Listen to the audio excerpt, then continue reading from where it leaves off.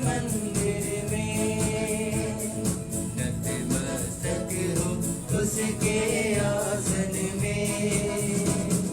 आओ चले प्रभु के मंदिर में, नतमस्तक हो उसके आसन में।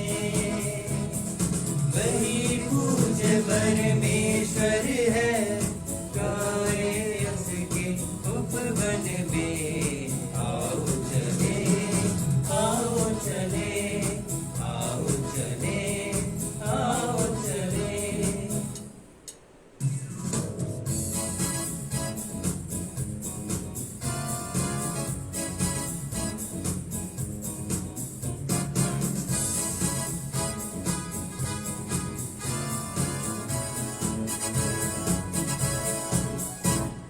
वही पावन है, वही जीवन है, वही मार्ग और सत्य।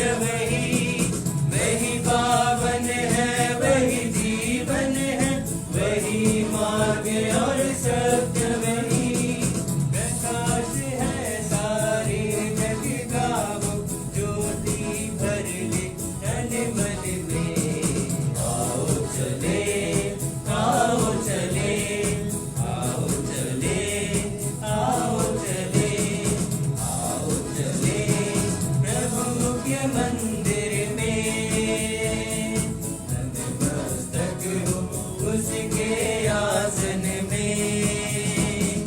आओ चले प्रभु के मंदिर में, नतमस्तक हो उसके आसन में।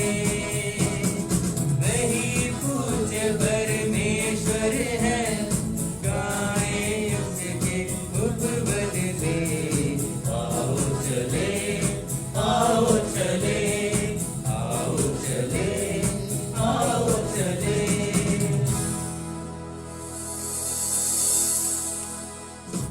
प्रभु यीशु मसीह ਦੇ ਵਿੱਚ ਮੇਰੇ ਪਿਆਰੇ ਪ੍ਰਾਪਤ ਭੈਣੋ, ਸਾਰਿਆਂ ਨੂੰ ਜੈ ਯਿਸੂ ਦੀ। ਅੱਜ ਅਸੀਂ ਪਵਿੱਤਰ ਆਤਮਾ ਦੀ ਈਦ ਮਨਾ ਰਹੇ ਹਾਂ, ਪੈਂਟੇਕੋਸਟ ਸੰਡੇ। ਪੰਤੇਕੁਸਤਾ ਦਾ ਦਿਵਸ ਹੈ ਅੱਜ, ਐਤਵਾਰ ਦੇ ਦਿਨ। ਅਸੀਂ ਪਾਕ ਮਾਸ ਦੀ ਕੁਰਬਾਨੀ ਦੇ ਵਿੱਚ ਹਿੱਸਾ ਲੈਣ ਦੇ ਲਈ ਅਸੀਂ ਚਰਚ ਦੇ ਵਿੱਚ ਨਹੀਂ ਆ ਸਕਿਆ, ਲੇਕਿਨ ਅਸੀਂ ਆਪਣੇ ਘਰਾਂ ਦੇ ਵਿੱਚ ਹਾਂ, ਪਾਕ ਮਾਸ ਸੁਣ ਰਹੇ ਹਾਂ। ਅਸੀਂ ਇਸ ਪਾਕ ਮਾਸ ਦੇ ਵਿੱਚ ਹਿੱਸਾ ਲਵਾਂਗੇ। ਖਾਸ ਕਰਕੇ ਖੁਦਾ ਦੇ ਅੱਗੇ ਅਸੀਂ ਪ੍ਰਾਰਥਨਾ ਕਰੀਏ ਕਿ ਅੱਜ ਜੋ ਵੀ ਇਸ ਪਾਕ ਮਾਸ ਦੇ ਵਿੱਚ ਹਿੱਸਾ ਲੈਣ ਵਾਲੇ ਹਨ, ਆਨਲਾਈਨ ਦੇ ਵਿੱਚ ਜੋ ਵੀ ਖੁਦਾ ਦਾ ਵਚਨ ਸੁਣਨ ਵਾਲੇ ਹਨ, ਉਹਨਾਂ ਸਾਰਿਆਂ ਨੂੰ ਪਵਿੱਤਰ ਆਤਮਾ ਦੀ ਸ਼ਕਤੀ ਪ੍ਰਾਪਤ ਹੋਵੇ। ਆਓ ਅਸੀਂ ਜਿਹੜੀ ਬਰਕਤ ਸਾਨੂੰ ਅੱਜ ਪਾਕ ਮਾਸ ਸੁਣਨ ਦੇ ਰਾਹੀਂ, ਉਹਦੇ ਵਿੱਚ ਹਿੱਸਾ ਲੈਣ ਦੇ ਰਾਹੀਂ, ਵਚਨ ਸੁਣਨ ਦੇ ਰਾਹੀਂ ਸਾਨੂੰ ਪ੍ਰਾਪਤ ਹੁੰਦੇ ਹਨ, ਉਹ ਵਰਦਾਨ ਅਤੇ ਆਸ਼ੀਸ਼ਾਂ ਬਾਕੀ ਸਾਰਿਆਂ ਨੂੰ ਵੀ ਪ੍ਰਾਪਤ ਹੋਵੇ। ਇਸ ਲਈ ਤੁਸੀਂ ਆਪਣੇ ਮੋਬਾਈਲ ਦੇ ਵਿੱਚ ਜਿੰਨੇ ਵੀ ਤੁਹਾਡੇ ਕੰਟੈਕਟ ਨੇ, ਉਹਨਾਂ ਸਾਰਿਆਂ ਨੂੰ ਇਸ ਫੇਸਬੁੱਕ ਦੇ ਵਿੱਚ ਹੋਲੀ ਟ੍ਰਿਨਿਟੀ ਚਰਚ ਚੋਗਿਟੀ ਫੇਸਬੁੱਕ ਦੇ ਆਨਲਾਈਨ ਪਾਕ ਮਾਸ ਦੇ ਵਿੱਚ ਹਿੱਸਾ ਲੈਣ ਦੇ ਲਈ ਪ੍ਰੇਰਿਤ ਕਰੋ, ਤਾਂ ਕਿ ਵੱਧ ਤੋਂ ਵੱਧ ਲੋਕ ਅੱਜ ਦੀ ਇਸ ਪਵਿੱਤਰ ਆਤਮਾ ਦੀ ਈਦ ਦੀ ਪਾਕ ਮਾਸ ਦੇ ਵਿੱਚ ਹਿੱਸਾ ਲੈ ਸਕੇ ਅਤੇ ਖੁਦਾ ਦਾ ਵਚਨ ਸੁਣ ਕੇ ਆਤਮਾ ਦੀ ਸ਼ਕਤੀ ਨੂੰ ਹਾਸਲ ਕਰ ਸਕੇ। ਆਓ ਅਸੀਂ ਇਸ ਪ੍ਰਾਰਥਨਾ ਦੇ ਨਾਲ, ਇਸ ਵਿਸ਼ਵਾਸ ਦੇ ਨਾਲ ਪਾਕ ਮਾਸ ਦੀ ਕੁਰਬਾਨੀ ਅਸੀਂ ਸ਼ੁਰੂ ਕਰੀਏ। ਬਾਪ ਅਤੇ ਬੇਟੇ ਅਤੇ ਰੂਹ ਪਾਕ ਦੇ ਨਾਮ ਉੱਤੇ ਆਮੀਨ। ਸਾਡੇ ਪ੍ਰਭੂ ਯਿਸੂ ਮਸੀਹ ਦਾ ਫਜ਼ਲ, ਖੁਦਾ ਬਾਪ ਦਾ ਪ੍ਰੇਮ ਅਤੇ ਰੂਹ ਪਾਕ ਦੀ ਸਾਂਝ ਤੁਹਾਡੇ ਨਾਲ ਹੋਵੇ ਅਤੇ ਤੁਹਾਡੀ ਰੂਹ ਨਾਲ ਵੀ ਹੋਵੇ। ਪ੍ਰਭੂ ਯਿਸੂ ਮਸੀਹ ਵਿੱਚ ਮੇਰੇ ਪਿਆਰਿਓ, ਸਭ ਤੋਂ ਪਹਿਲਾਂ ਸਾਰਿਆਂ ਨੂੰ ਪੰਤੇਕੁਸਤਾ ਦਾ ਦਿਨ ਦਾ, ਪਵਿੱਤਰ ਆਤਮਾ ਦੀ ਈਦ ਦਾ ਲੱਖ ਲੱਖ ਵਧਾਈਆਂ ਮੈਂ ਸਾਰਿਆਂ ਨੂੰ ਦਿੰਦਾ ਹਾਂ। ਸਵਾਲ ਅਸੀਂ ਇਹ ਪੁੱਛ ਸਕਦੇ ਹਾਂ ਕਿ ਪਵਿੱਤਰ ਆਤਮਾ ਕੌਣ ਸਵੀਕਾਰ ਕਰ ਸਕਦਾ ਹੈ, ਜਾਂ ਕਿਹੜੇ ਕਿਹੜੇ ਲੋਕਾਂ ਨੂੰ ਪਵਿੱਤਰ ਆਤਮਾ ਦੀ ਵਰਦਾਨ ਪ੍ਰਾਪਤ ਹੋ ਸਕਦਾ ਹੈ। ਸੰਤ ਯੂਹੰਨਾ ਦੀ ਅੰਜੀਲ ਉਹਦੇ 14 ਬਾਬ ਦੇ ਵਿੱਚ ਇਸ ਤਰ੍ਹਾਂ ਲਿਖਿਆ ਹੈ, ਜੋ ਕੋਈ ਖੁਦਾ ਨੂੰ ਪਿਆਰ ਕਰਦਾ ਹੈ ਅਤੇ ਉਸ ਦੇ ਹੁਕਮਾਂ ਦੀ ਪਾਲਣਾ ਕਰਦਾ ਹੈ, ਉਹ ਸਾਰੇ ਕੇ ਸਾਰੇ ਪਵਿੱਤਰ ਆਤਮਾ ਨੂੰ ਸਵੀਕਾਰ ਕਰਨਗੇ। ਯਾਨੀ ਕਿਹੜੇ ਗਰੁੱਪ ਨੇ ਜਾਂ ਕਿਹੜੇ ਵਿਅਕਤੀ ਨੇ ਜੋ ਆਤਮਾ ਦੀ ਵਰਦਾਨ, ਆਤਮਾ ਨੂੰ ਖੁਦ ਸਵੀਕਾਰ ਕਰ ਸਕਦਾ ਹੈ। ਬਾਈਬਲ ਦੇ ਵਿੱਚ ਸਾਫ਼ ਲਿਖਿਆ ਹੈ, ਜੇ ਤੁਸੀਂ ਖੁਦਾ ਨੂੰ ਪਿਆਰ ਕਰਦੇ ਹੋ ਅਤੇ ਤੁਸੀਂ ਖੁਦਾ ਦੇ ਹੁਕਮਾਂ ਦੀ ਪਾਲਣਾ ਕਰਦੇ ਹੋ ਤਾਂ ਜ਼ਰੂਰ ਤੁਸੀਂ ਖੁਦਾ ਦੇ ਆਤਮਾ ਨੂੰ ਸਵੀਕਾਰ ਕਰਨ ਦੇ ਲਈ ਤਿਆਰ ਹੋ ਅਤੇ ਲਾਇਕ ਹੋ, ਯੋਗ ਹੋ। ਆਓ ਅਸੀਂ ਖੁਦਾ ਦੇ ਕਿਸ ਲਈ ਧੰਨਵਾਦ ਕਰੀਏ। ਇਹ ਆਤਮਾ ਨੂੰ ਸਵੀਕਾਰ ਕਰਨ ਦੇ ਲਈ ਸਾਨੂੰ ਬਹੁਤ ਵੱਡੀਆਂ ਚੀਜ਼ਾਂ ਕਰਨ ਦੀ ਕੋਈ ਲੋੜ ਨਹੀਂ ਹੈ, ਬਹੁਤ ਵੱਡੀ ਚਮਤਕਾਰਾਂ ਕਰਨ ਦੀ ਕੋਈ ਜ਼ਰੂਰਤ ਨਹੀਂ ਹੈ। ਸਿਰਫ ਖੁਦਾ ਨੂੰ ਪਿਆਰ ਕਰੋ ਅਤੇ ਖੁਦਾ ਦੇ ਹੁਕਮਾਂ ਦੀ ਪਾਲਣਾ ਕਰੋ। ਜੇ ਤੁਸੀਂ ਇਹ ਦੋਵੇਂ ਨਹੀਂ ਕਰ ਸਕਦੇ, ਜੇ ਅਸੀਂ ਖੁਦਾ ਨੂੰ ਨਹੀਂ ਪਿਆਰ ਕਰਦੇ, ਖੁਦਾ ਦੇ ਹੁਕਮਾਂ ਨੂੰ ਨਹੀਂ ਅਸੀਂ ਪਾਲਦੇ, ਅਸੀਂ ਨਹੀਂ ਮੰਨਦੇ, ਤਾਂ ਫਿਰ ਅਸੀਂ ਰੂਪਾਕ ਨੂੰ ਸਵੀਕਾਰ ਕਰਨ ਦੇ ਲਈ ਅਸੀਂ ਕਦੀ ਵੀ ਯੋਗ ਨਹੀਂ ਹੋ ਸਕਦੇ। ਯੂਹੰਨਾ ਦੀ ਇੰਜੀਲ ਦੀ 14 ਬਾਬ ਦੇ ਵਿੱਚ ਅੱਗੇ ਵੀ ਇਹ ਲਿਖਿਆ ਹੈ ਕਿ ਖੁਦਾ ਦੇ ਚੁਣੇ ਹੋਏ ਸੇਵਾਦਾਰਾਂ, ਖੁਦਾ ਦੇ ਨਿਯੁਕਤ ਕੀਤੇ ਹੋਏ ਜਿਹੜੇ ਲੋਕ ਨੇ, ਉਹ ਜਿਹੜੇ ਖੁਦਾ ਨੂੰ ਅਨੰਤ ਪਿਆਰ ਕਰਦਾ ਹੈ, ਅਟਲ ਪਿਆਰ ਕਰਦਾ ਹੈ ਅਤੇ ਜੋ ਖੁਦਾ ਦੇ ਹੁਕਮਾਂ ਦੀ ਆਪਣੀ ਜ਼ਿੰਦਗੀ ਦੇ ਵਿੱਚ ਪੂਰੀ ਤਰ੍ਹਾਂ ਪਾਲਣਾ ਕਰਦਾ ਹੈ, ਉਹਨਾਂ ਸੇਵਾਦਾਰਾਂ ਨੂੰ ਜ਼ਰੂਰ ਆਤਮਾ ਦੀ ਸ਼ਕਤੀ ਪ੍ਰਾਪਤ ਹੋਵੇਗੀ। ਅਤੇ ਇਹ ਜਿਹੜੇ ਦੋ ਗਰੁੱਪ ਨੇ, ਜਿਹੜੇ ਖੁਦਾ ਨੂੰ ਪਿਆਰ ਕਰਨ ਵਾਲੇ ਇੱਕ ਗਰੁੱਪ, ਦੂਸਰੇ ਆ ਜੋ ਖੁਦਾ ਦੇ ਹੁਕਮਾਂ ਦੀ ਪਾਲਣਾ ਕਰਦੇ ਹੋਏ ਇੱਕ ਸੇਵਾਦਾਰ ਦੀ ਜ਼ਿੰਦਗੀ ਗੁਜ਼ਾਰਦੇ ਹਨ। ਉਹ ਸ਼ਾਇਦ ਫਾਦਰ ਹੋਵੇ, ਸਿਸਟਰ ਹੋਵੇ, ਮੁਨਾਦ ਹੋਵੇ, ਜਾਂ ਕੋਈ ਪ੍ਰਚਾਰਕ ਹੋ ਜਾਂ ਕੋਈ ਪਾਸਟਰ ਹੋ।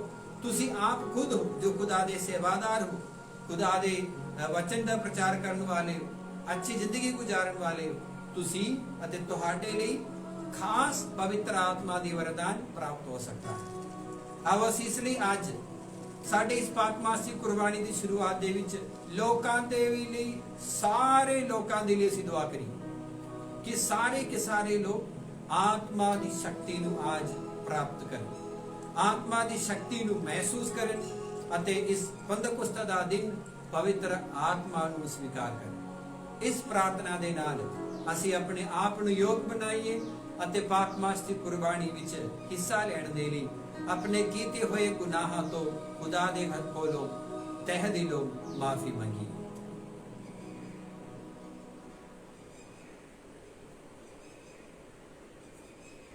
ਪਛਤਾਵੇ ਭਰੇ ਦਿਲ ਨਾਲ ਸਾਰੇ ਮਿਲ ਕੇ ਆਖੀਏ, ਮੈਂ ਇਕਬਾਲ ਕਰਦਾ ਹਾਂ ਪੂਰੀ ਕੁਦਰਤ ਵਾਲੇ ਖੁਦਾ ਅਤੇ ਤੁਹਾਡੇ ਅੱਗੇ ਮੈਂ ਭਰਾਵਾਂ ਤੇ ਭੈਣੋ ਕਿ ਮੈਂ ਸੋਚਣ ਨਾਲ, ਬੋਲਣ ਨਾਲ, ਕਰਨ ਨਾਲ ਅਤੇ ਦਿਲ ਨਾਲ ਬਹੁਤ ਗੁਨਾਹ ਕੀਤੇ, ਆਪਣੇ ਹੀ ਦੋਸ਼ ਦੇ ਨਾਲ, ਆਪਣੇ ਹੀ ਦੋਸ਼ ਦੇ ਨਾਲ, ਆਪਣੇ ਹੀ ਬਹੁਤ ਵੱਡੇ ਦੋਸ਼ ਦੇ ਨਾਲ।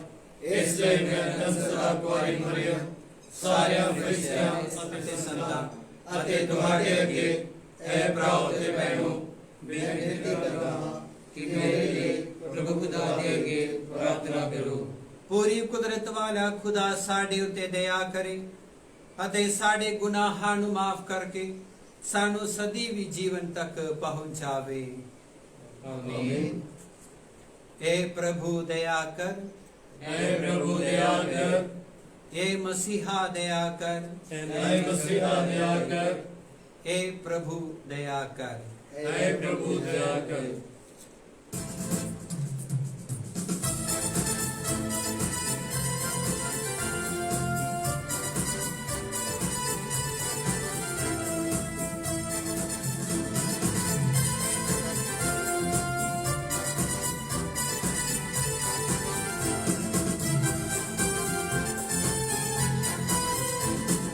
स्वर्ग दे विच वडियाई, महिमा होवे खुदा दी। स्वर्ग दे विच वडियाई, महिमा होवे खुदा दी। धरती उते नेक नीयत, लोकां दे विच शांति। स्वर्ग दे विच वडियाई,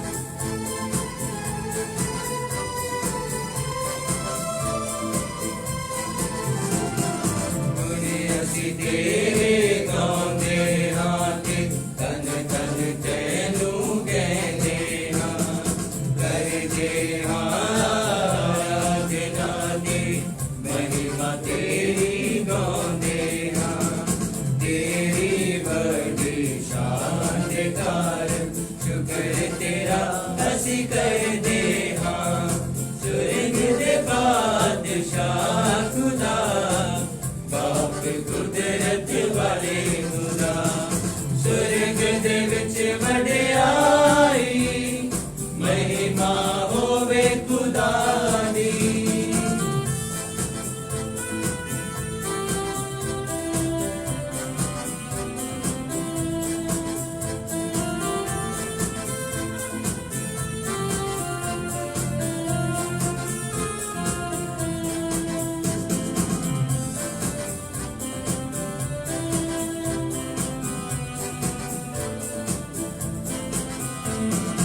यीशु मसीह इकलौते बेटे बाप के बेटे प्रभु खुदा बाप दा बेटा दुनिया दे पापा नू चुक ले जांदा है बिनता सुन ले साड़ियां तू बाप दे सजे बैठा है दया तू कर हुन साडे उते सुरगुण है खुदा सुरग दे विच वडियाई महिमा होवे खुदा दी सुरग दे विच वडियाई महिमा होवे खुदा दी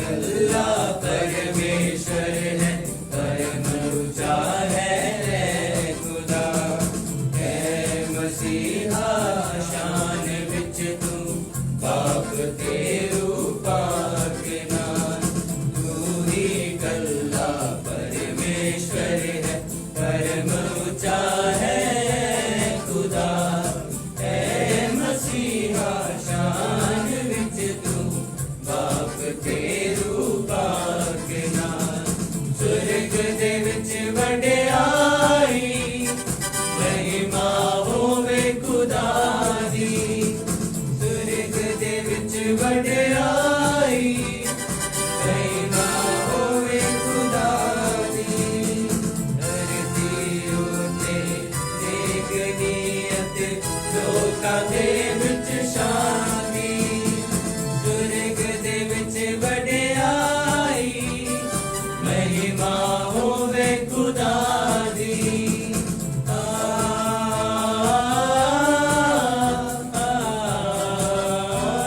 आमीन ਅਸੀਂ ਪ੍ਰਾਰਥਨਾ ਕਰੀਏ ਇਹ ਪੂਰੀ ਕੁਦਰਤ ਵਾਲੇ ਅਤੇ ਅਕਾਲ ਖੁਦਾ ਅੱਜ ਦੇ ਮਹਾਨ ਤਿਉਹਾਰ ਦੇ ਪੈਦਾਂ ਦੇ ਰਾਹੀਂ ਸਾਰੀਆਂ ਕੌਮਾਂ ਤੇ ਦੇਸ਼ਾਂ ਵਿੱਚ ਆਪਣੀ ਸਾਰੀ ਕਲੀਸਿਆ ਨੂੰ ਪਾਕ ਕਰ ਧਰਤੀ ਦੇ ਸਾਰੇ ਪਾਸੇ ਆਪਣੇ ਰੂਪਾਕ ਦੀਆਂ ਬਖਸ਼ਿਸ਼ਾਂ ਨੂੰ ਬਰਸਾ ਦੇ ਪਹਿਲੀ ਵਾਰ ਅੰਜੀਲ ਦੇ ਐਲਾਨ ਕੀਤੇ ਜਾਣ ਦੇ ਵੇਲੇ ਜੋ ਇਲਾਹੀ ਫਸਲ ਕੰਮ ਕਰ ਰਿਹਾ ਸੀ ਉਹੀ ਫਸਲ ਨਾਲ ਇੱਕ ਵਾਰੀ ਫਿਰ ਆਪਣੇ ਇਮਾਨਦਾਰਾਂ ਦੇ ਦਿਲਾਂ ਨੂੰ ਭਰ ਦੇ ਸਾਡੇ ਪ੍ਰਭੂ ਯਿਸੂ ਮਸੀਹ ਤੇਰੇ ਬੇਟੇ ਦੇ ਰਾਹੀਂ ਜੋ ਤੇਰੇ ਨਾਲ ਰੂਪਾਕ ਦੀ ਏਕਤਾ ਵਿੱਚ ਇੱਕ ਖੁਦਾ ਜਿਉਂਦਾ ਤੇ ਰਾਜ ਕਰਦਾ ਹੈ ਸਦਾ ਤੋਂ ਸਦਾ ਤੀਕ ਆਮੀਨ।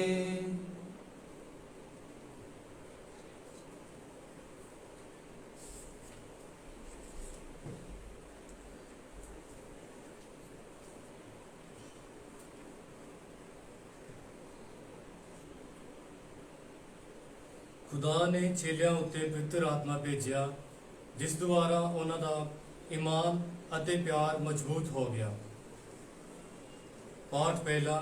ਰਸੂਲਾਂ ਦੇ ਕਰਤੱਵ ਵਿੱਚੋਂ ਉਸ ਦਾ 2 ਬਾਬ 1 ਤੋਂ 11 ਆਇਤ ਤੱਕ। ਜਦੋਂ ਪੈਂਤਾਕੋਸਤ ਦਾ ਦਿਨ ਆਇਆ ਤਾਂ ਸਾਰੇ ਰਸੂਲ ਇੱਕ ਥਾਂ ਇਕੱਠੇ ਸਨ। ਅਚਾਨਕ ਆਕਾਸ਼ ਤੇ ਤੂਫਾਨ ਵਰਗੀ ਇੱਕ ਆਵਾਜ਼ ਆਈ ਅਤੇ ਉਸ ਨਾਲ ਸਾਰਾ ਘਰ ਗੂੰਜ ਉੱਠਿਆ ਜਿੱਥੇ ਉਹ ਬੈਠੇ ਹੋਏ ਸਨ। ਫਿਰ ਉਹਨਾਂ ਨੂੰ ਅੱਗ ਵਰਗੀਆਂ ਜੀਭਾਂ ਵੱਖਰੀਆਂ ਹੁੰਦੀਆਂ ਵਿਖਾਈ ਦਿੱਤੀਆਂ, ਜਿਹੜੀਆਂ ਉਹਨਾਂ ਵਿੱਚੋਂ ਹਰ ਇੱਕ ਤੇ ਆ ਠਹਿਰੀਆਂ।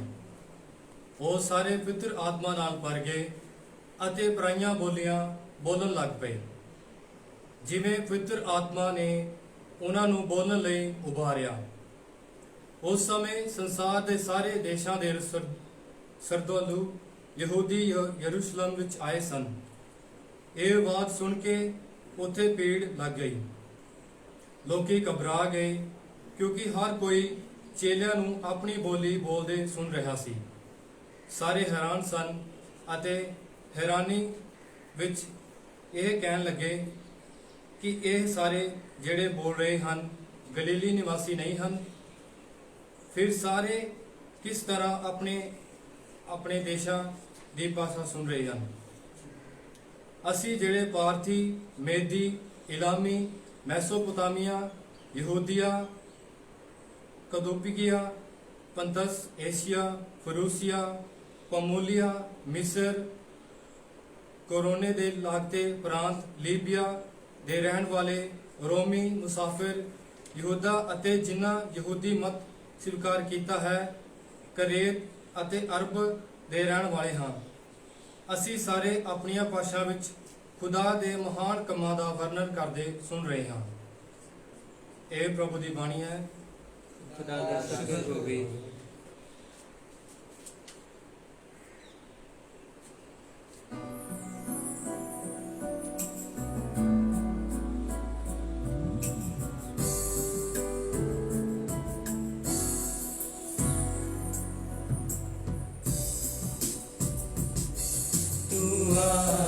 मेरी जाम मुबारक खुदा है, तू आँख मेरी जाम मुबारक खुदा है। तेरे से दाही ना पवित्र सदा है, तेरे से दाही ना पवित्र सदा है। तू आँख मेरी जान।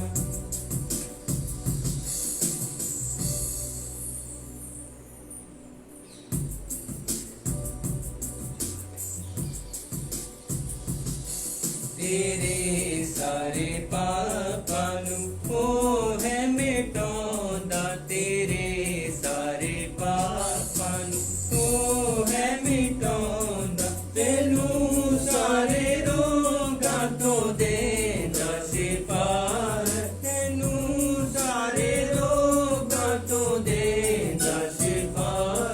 तू आख मेरी जान।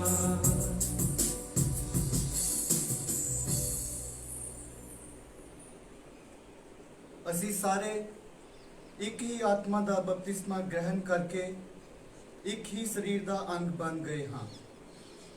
ਪਾਠ ਦੂਸਰਾ ਕੁਰਿੰਥੀਆਂ ਦੇ ਨਾਮ ਸੰਤ ਪੌਲਸ ਦਾ ਪਹਿਲਾ ਪੱਤਰ, ਉਸ ਦਾ 12 ਬਾਬ 3 ਆਇਤ ਤੋਂ ਲੈ ਕੇ 7 ਆਇਤ ਤੱਕ ਅਤੇ 12 ਆਇਤ ਤੋਂ ਲੈ ਕੇ 13 ਆਇਤ ਤੱਕ। ਇਸ ਲਈ ਮੈਂ ਚਾਹੁੰਦਾ ਹਾਂ ਕਿ ਤੁਸੀਂ ਇਹ ਸਮਝ ਲਵੋ ਕਿ ਖੁਦਾ ਨੇ ਰੂਹ ਨਾਲ ਬੋਲਣ ਵਾਲਾ ਕੋਈ ਵੀ ਕਦੇ ਇਹ ਨਹੀਂ ਕਹਿੰਦਾ ਹੈ ਕਿ ਯੀਸ਼ੂ ਸਰਾਪਿਆ ਹੋਵੇ, ਅਤੇ ਨਾ ਹੀ ਕੋਈ ਰੂਹ ਪਾਕ ਦੀ ਪ੍ਰੇਰਣਾ ਤੋਂ ਬਿਨਾ ਕਦੇ ਇਹ ਕਹਿ ਸਕਦਾ ਹੈ ਯੀਸ਼ੂ ਪ੍ਰਭੂ ਹੈ।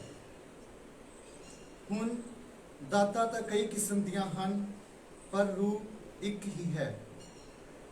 ਸੇਵਾਵਾਂ ਵੱਖਰੀਆਂ ਵੱਖਰੀਆਂ ਹਨ, ਪਰ ਪ੍ਰਭੂ ਇੱਕ ਹੀ ਹੈ। ਅਤੇ ਇੰਜ ਹੀ ਕੰਮ ਕਰਨ ਦੀਆਂ ਖੂਬੀਆਂ ਤਾਂ ਵੱਖ-ਵੱਖ ਹੁੰਦੀਆਂ ਹਨ, ਪਰ ਖੁਦਾ ਇੱਕ ਹੀ ਹੈ ਜੋ ਸਾਰਿਆਂ ਵਿੱਚ ਸਾਰਿਆਂ ਨੂੰ ਹਰਕਤ ਵਿੱਚ ਲਿਆਉਂਦਾ ਹੈ। ਹਰ ਇੱਕ ਨੂੰ ਸਾਰਿਆਂ ਦੀ ਭਲਾਈ ਲਈ ਰੂਹ ਦਾ ਉਪਹਾਰ ਦਿੱਤਾ ਗਿਆ ਹੈ, ਕਿਉਂਕਿ ਜਿਸ ਤਰ੍ਹਾਂ ਸਰੀਰ ਇੱਕ ਹੁੰਦਾ ਹੈ ਅਤੇ ਉਸਦੇ ਬਹੁਤ ਸਾਰੇ ਅੰਗ ਹੁੰਦੇ ਹਨ, ਅਤੇ ਸਰੀਰ ਦੇ ਅੰਗ ਭਾਵੇਂ ਉਹ ਬਹੁਤ ਹਨ, ਸਾਰੇ ਮਿਲ ਕੇ ਇੱਕ ਸਰੀਰ ਹਨ। ਇਸੇ ਤਰ੍ਹਾਂ ਮਸੀਹ ਵੀ ਹੈ, ਕਿਉਂਕਿ ਅਸੀਂ ਸਾਰੇ ਇੱਕ ਹੀ ਰੂਹ ਵਿੱਚ ਬਪਤਿਸਮਾ ਪਾ ਕੇ ਇੱਕ ਸਰੀਰ ਬਣ ਗਏ ਹਾਂ। ਯੂਨਾਨੀ ਜਾਂ ਯਹੂਦੀ, ਗੁਲਾਮ ਜਾਂ ਆਜ਼ਾਦ, ਸਾਨੂੰ ਸਾਰਿਆਂ ਨੂੰ ਇੱਕ ਹੀ ਰੂਹ ਪਿਲਾਇਆ ਗਿਆ ਹੈ। ਇਹ ਪ੍ਰਭੂ ਦੀ ਪਾਕ ਬਾਣੀ ਹੈ। ਖੁਦਾ ਦਾ ਸ਼ੁਕਰ ਹੋਵੇ।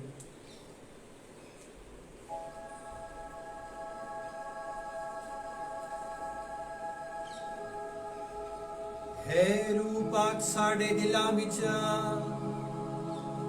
ਆਪਣੇ ਇਲਾਹੀ ਚਾਨਣ ਦੀ ਇੱਕ ਕਿਰਨ ਸਾਡੇ ਉਤੇ ਭੇਜਣ ਦੀ ਕਿਰਪਾ ਕਰ।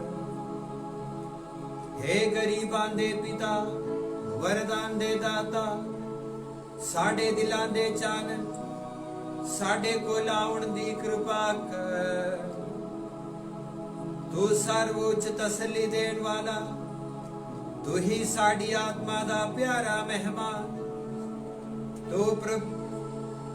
ਤੂੰ ਪ੍ਰਭਾਵ ਦੀ ਤਰੇਲ ਦੀ ਬੂੰਦ ਵਾਂਗ ਸੁਖਦਾਇਕ ਹੈ। ਮਿਹਨਤ ਵਿੱਚ ਤੂੰ ਆਰਾਮ ਹੈ, ਗਰਮੀ ਵਿੱਚ ਤੂੰ ਠੰਡੀ ਛਾਂ ਹੈ, ਵਿਰਲਾਪ ਵਿੱਚ ਤੂੰ ਤਸੱਲੀ ਹੈ। ਹੈ ਸਵਰਗੀ ਚਾਨਣ, ਆਪਣੀ ਵਿਸ਼ਵਾਸੀਆਂ ਦੇ ਮਨਾਂ ਨੂੰ ਚਾਨਣ ਪ੍ਰਦਾਨ ਕਰਨ ਦੀ ਕਿਰਪਾ ਕਰ। ਤੇਰੀ ਕਿਰਪਾ ਦੀ ਖਾਟ ਦੇ ਕਾਰਨ ਕੋਈ ਵੀ ਪੁੰਨ ਦਾ ਕੰਮ ਨਹੀਂ ਕਰ ਸਕਦਾ, ਪਾਪ ਤੋਂ ਕੋਈ ਨਹੀਂ ਬਚਾਉਂਦਾ। ਜੋ ਗੰਦਾ ਦੇ ਉਸ ਨੂੰ ਧੋ ਦਿੰਦੇ, ਜੋ ਸੁੱਕਾ ਹੈ ਉਸ ਨੂੰ ਪਾਣੀ ਦੇ, ਜੋ ਜ਼ਖਮੀ ਹੈ ਉਸ ਨੂੰ ਚੰਗਾ ਕਰ, ਜੋ ਉੱਚਾ ਹੈ ਉਸ ਨੂੰ ਝੁਕਾ ਦੇ, ਜੋ ਠੰਡਾ ਹੈ ਉਸ ਨੂੰ ਗਰਮ ਕਰ, ਜੋ ਟੇੜਾ ਹੈ ਉਸ ਨੂੰ ਸਿੱਧਾ ਕਰ ਦੇ। ਜੋ ਤੇਰੇ ਵਿੱਚ ਵਿਸ਼ਵਾਸ ਕਰਦੇ ਹਨ, ਜੋ ਤੇਰੇ ਉੱਤੇ ਭਰੋਸਾ ਰੱਖਦੇ ਹਨ, ਉਹਨਾਂ ਨੂੰ ਆਪਣੇ ਸਤ ਵਰਦਾਨ ਪ੍ਰਦਾਨ ਕਰ। ਤੂੰ ਸਾਨੂੰ ਪ੍ਰਲੇਖ ਵਿੱਚ ਸੁਖੀ ਜੀਵਨ ਦੇ, ਇਸ ਦੇ ਅੰਤ ਵਿੱਚ ਮੁਕਤੀਦਾਇਕ ਮਰਨ ਅਤੇ ਪ੍ਰਲੋਕ ਵਿੱਚ ਖੁਦਾਈ ਆਨੰਦ ਦੇ। ਆਮੀਨ। ਜੈਕਾਰਾ।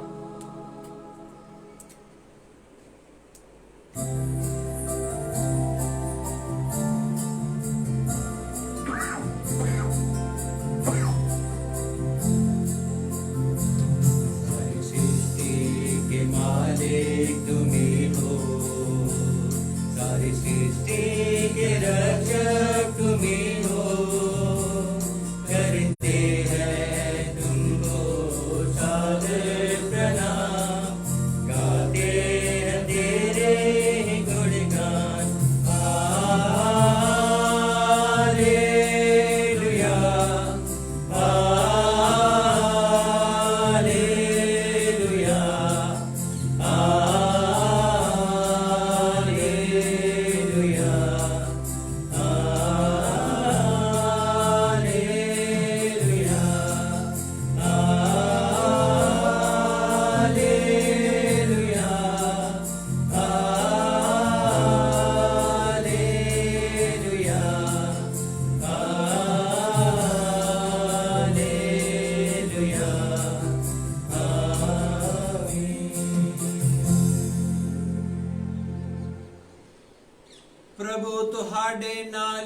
ਹੋਵੇ ਅਤੇ ਤੁਹਾਡੀ ਰੂਹ ਨਾਲ ਵੀ ਹੋਵੇ।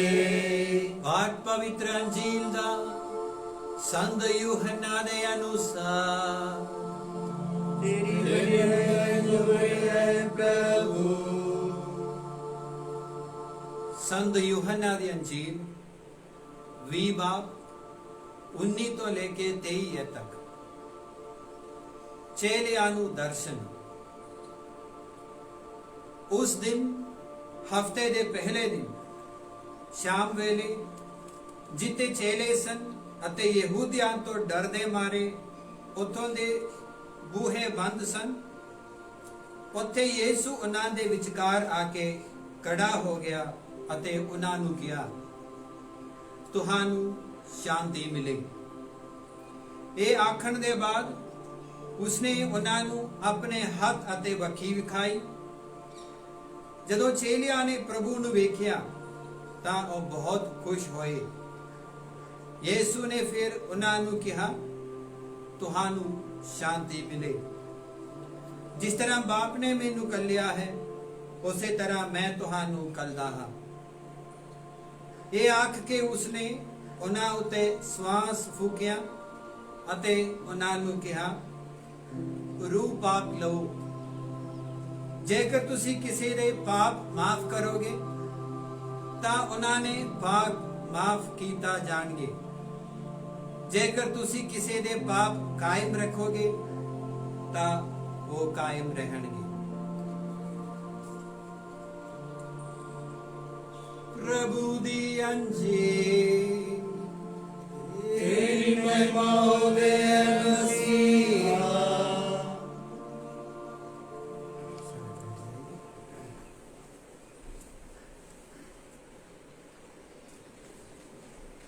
ਪ੍ਰਭੂ ਯਿਸੂ ਮਸੀਹ ਦੇ ਵਿੱਚ ਮੇਰੇ ਪਿਆਰੇ ਭਰਾਓ ਤੇ ਭੈਣੋ, ਬੱਚਿਓ, ਬਜ਼ੁਰਗੋ, ਸਭ ਤੋਂ ਪਹਿਲਾਂ ਸਾਰਿਆਂ ਨੂੰ ਮੈਂ ਅੱਜ ਦੇ ਖਾਸ ਦਿਨ ਦਾ, ਮਹੱਤਵ ਦਿਨ ਦਾ, ਤਿਉਹਾਰ ਦਾ ਲੱਖ ਲੱਖ ਵਧਾਈਆਂ ਫਿਰ ਦਿੰਦਾ ਹਾਂ।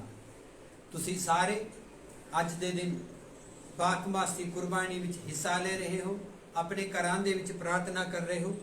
ਪਵਿੱਤਰ ਆਤਮਾ ਦੀ ਵਰਦਾਨ ਦੇ ਲਈ ਖਾਸ ਪ੍ਰਾਰਥਨਾ ਕਰੋ।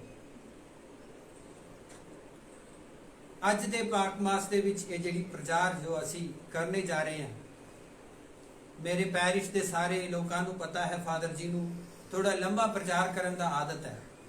ਕੀ ਕਰਾਂ, ਮੈਂ ਇਸ ਆਦਤ ਨੂੰ ਛੁਪਾ ਨਹੀਂ ਸਕਦੇ, ਇਸ ਲਈ ਮੈਂ ਬਹੁਤ ਜੋ ਜ਼ਿਆਦਾ ਲੰਬਾ ਨਹੀਂ, ਫਿਰ ਵੀ ਅੱਜ ਪੰਦਕੁਸਤਾ ਦਾ ਦਿਨ ਹੈ, रूह पाक दी ईद है, तो थोड़ा कुछ तो बनता है, सही है कि नहीं?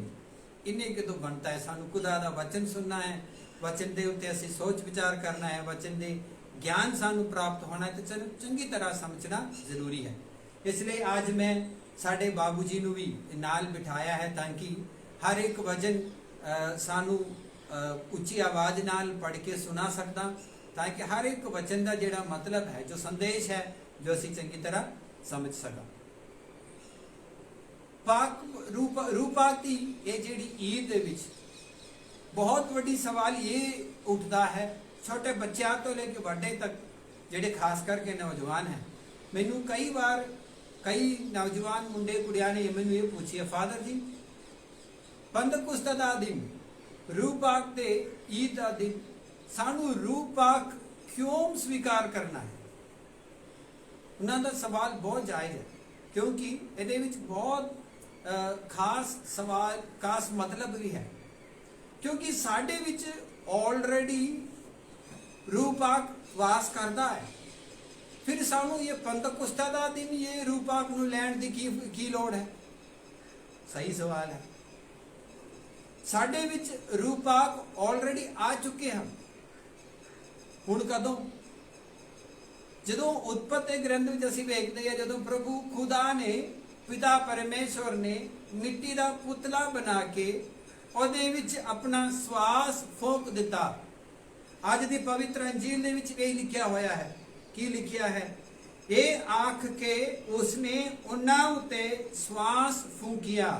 यीशु मसीह ने चेलियां दे उत्ते श्वास फूकिया अते उन्हां नूं कहा रूह पाक लवो। ते मतलब ਸਵਾਸ ਫੂਕਣਾ।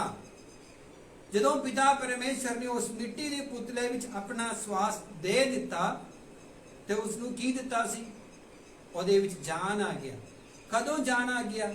ਜਦੋਂ ਆਪਣੀ ਆਤਮਾ ਉਸ ਨੂੰ ਦੇ ਦਿੱਤਾ। ਰੂਹ ਪਾਕ ਨੂੰ ਉਸ ਮਿੱਟੀ ਦੇ ਪੁਤਲੇ ਵਿੱਚ ਜਦੋਂ ਦੇ ਦਿੱਤਾ, ਖੁਦਾ ਦੇ ਸਵਾਸ ਦੇ ਰੂਪ ਦੇ ਵਿੱਚ ਉਸ ਮਿੱਟੀ ਦੇ ਪੁਤਲੇ ਵਿੱਚ ਜਾਨ ਸ਼ੁਰੂ ਹੋਇਆ, ਜਾਨ ਆ ਗਿਆ। ਤੇ ਮਤਲਬ ਸਾਨੂੰ ਸਾਡੇ ਜਨਮ ਤੋਂ ਹੀ ਇਹ ਰੂਹ ਪਾਕ ਮਿਲ ਚੁੱਕੇ ਹਨ। ਹੁਣ ਅੱਗੇ ਅਸੀਂ ਵੇਖਾਂਗੇ ਕੈਥੋਲਿਕ ਕਲੀਸਿਆ ਦੇ ਵਿੱਚ ਸੈਕਰਮੈਂਟ ਦੀ ਜ਼ਿੰਦਗੀ ਹੈ। ਇਸ ਨੂੰ ਅਸੀਂ ਕਦੀ ਵੀ ਛੁਪਾ ਨਹੀਂ ਸਕਦੇ। ਸਾਡੀ ਕੈਥੋਲਿਕ ਕਲੀਸਿਆ ਦੀ ਖਾਸੀਅਤ ਵੀ ਇਹ ਸੈਕਰਮੈਂਟ ਦੀ ਜ਼ਿੰਦਗੀ ਹੈ। ਪਹਿਲਾ ਸੈਕਰਮੈਂਟ ਹੈ ਕਿਹੜਾ ਹੈ? ਬਪਤਿਸਮਾ।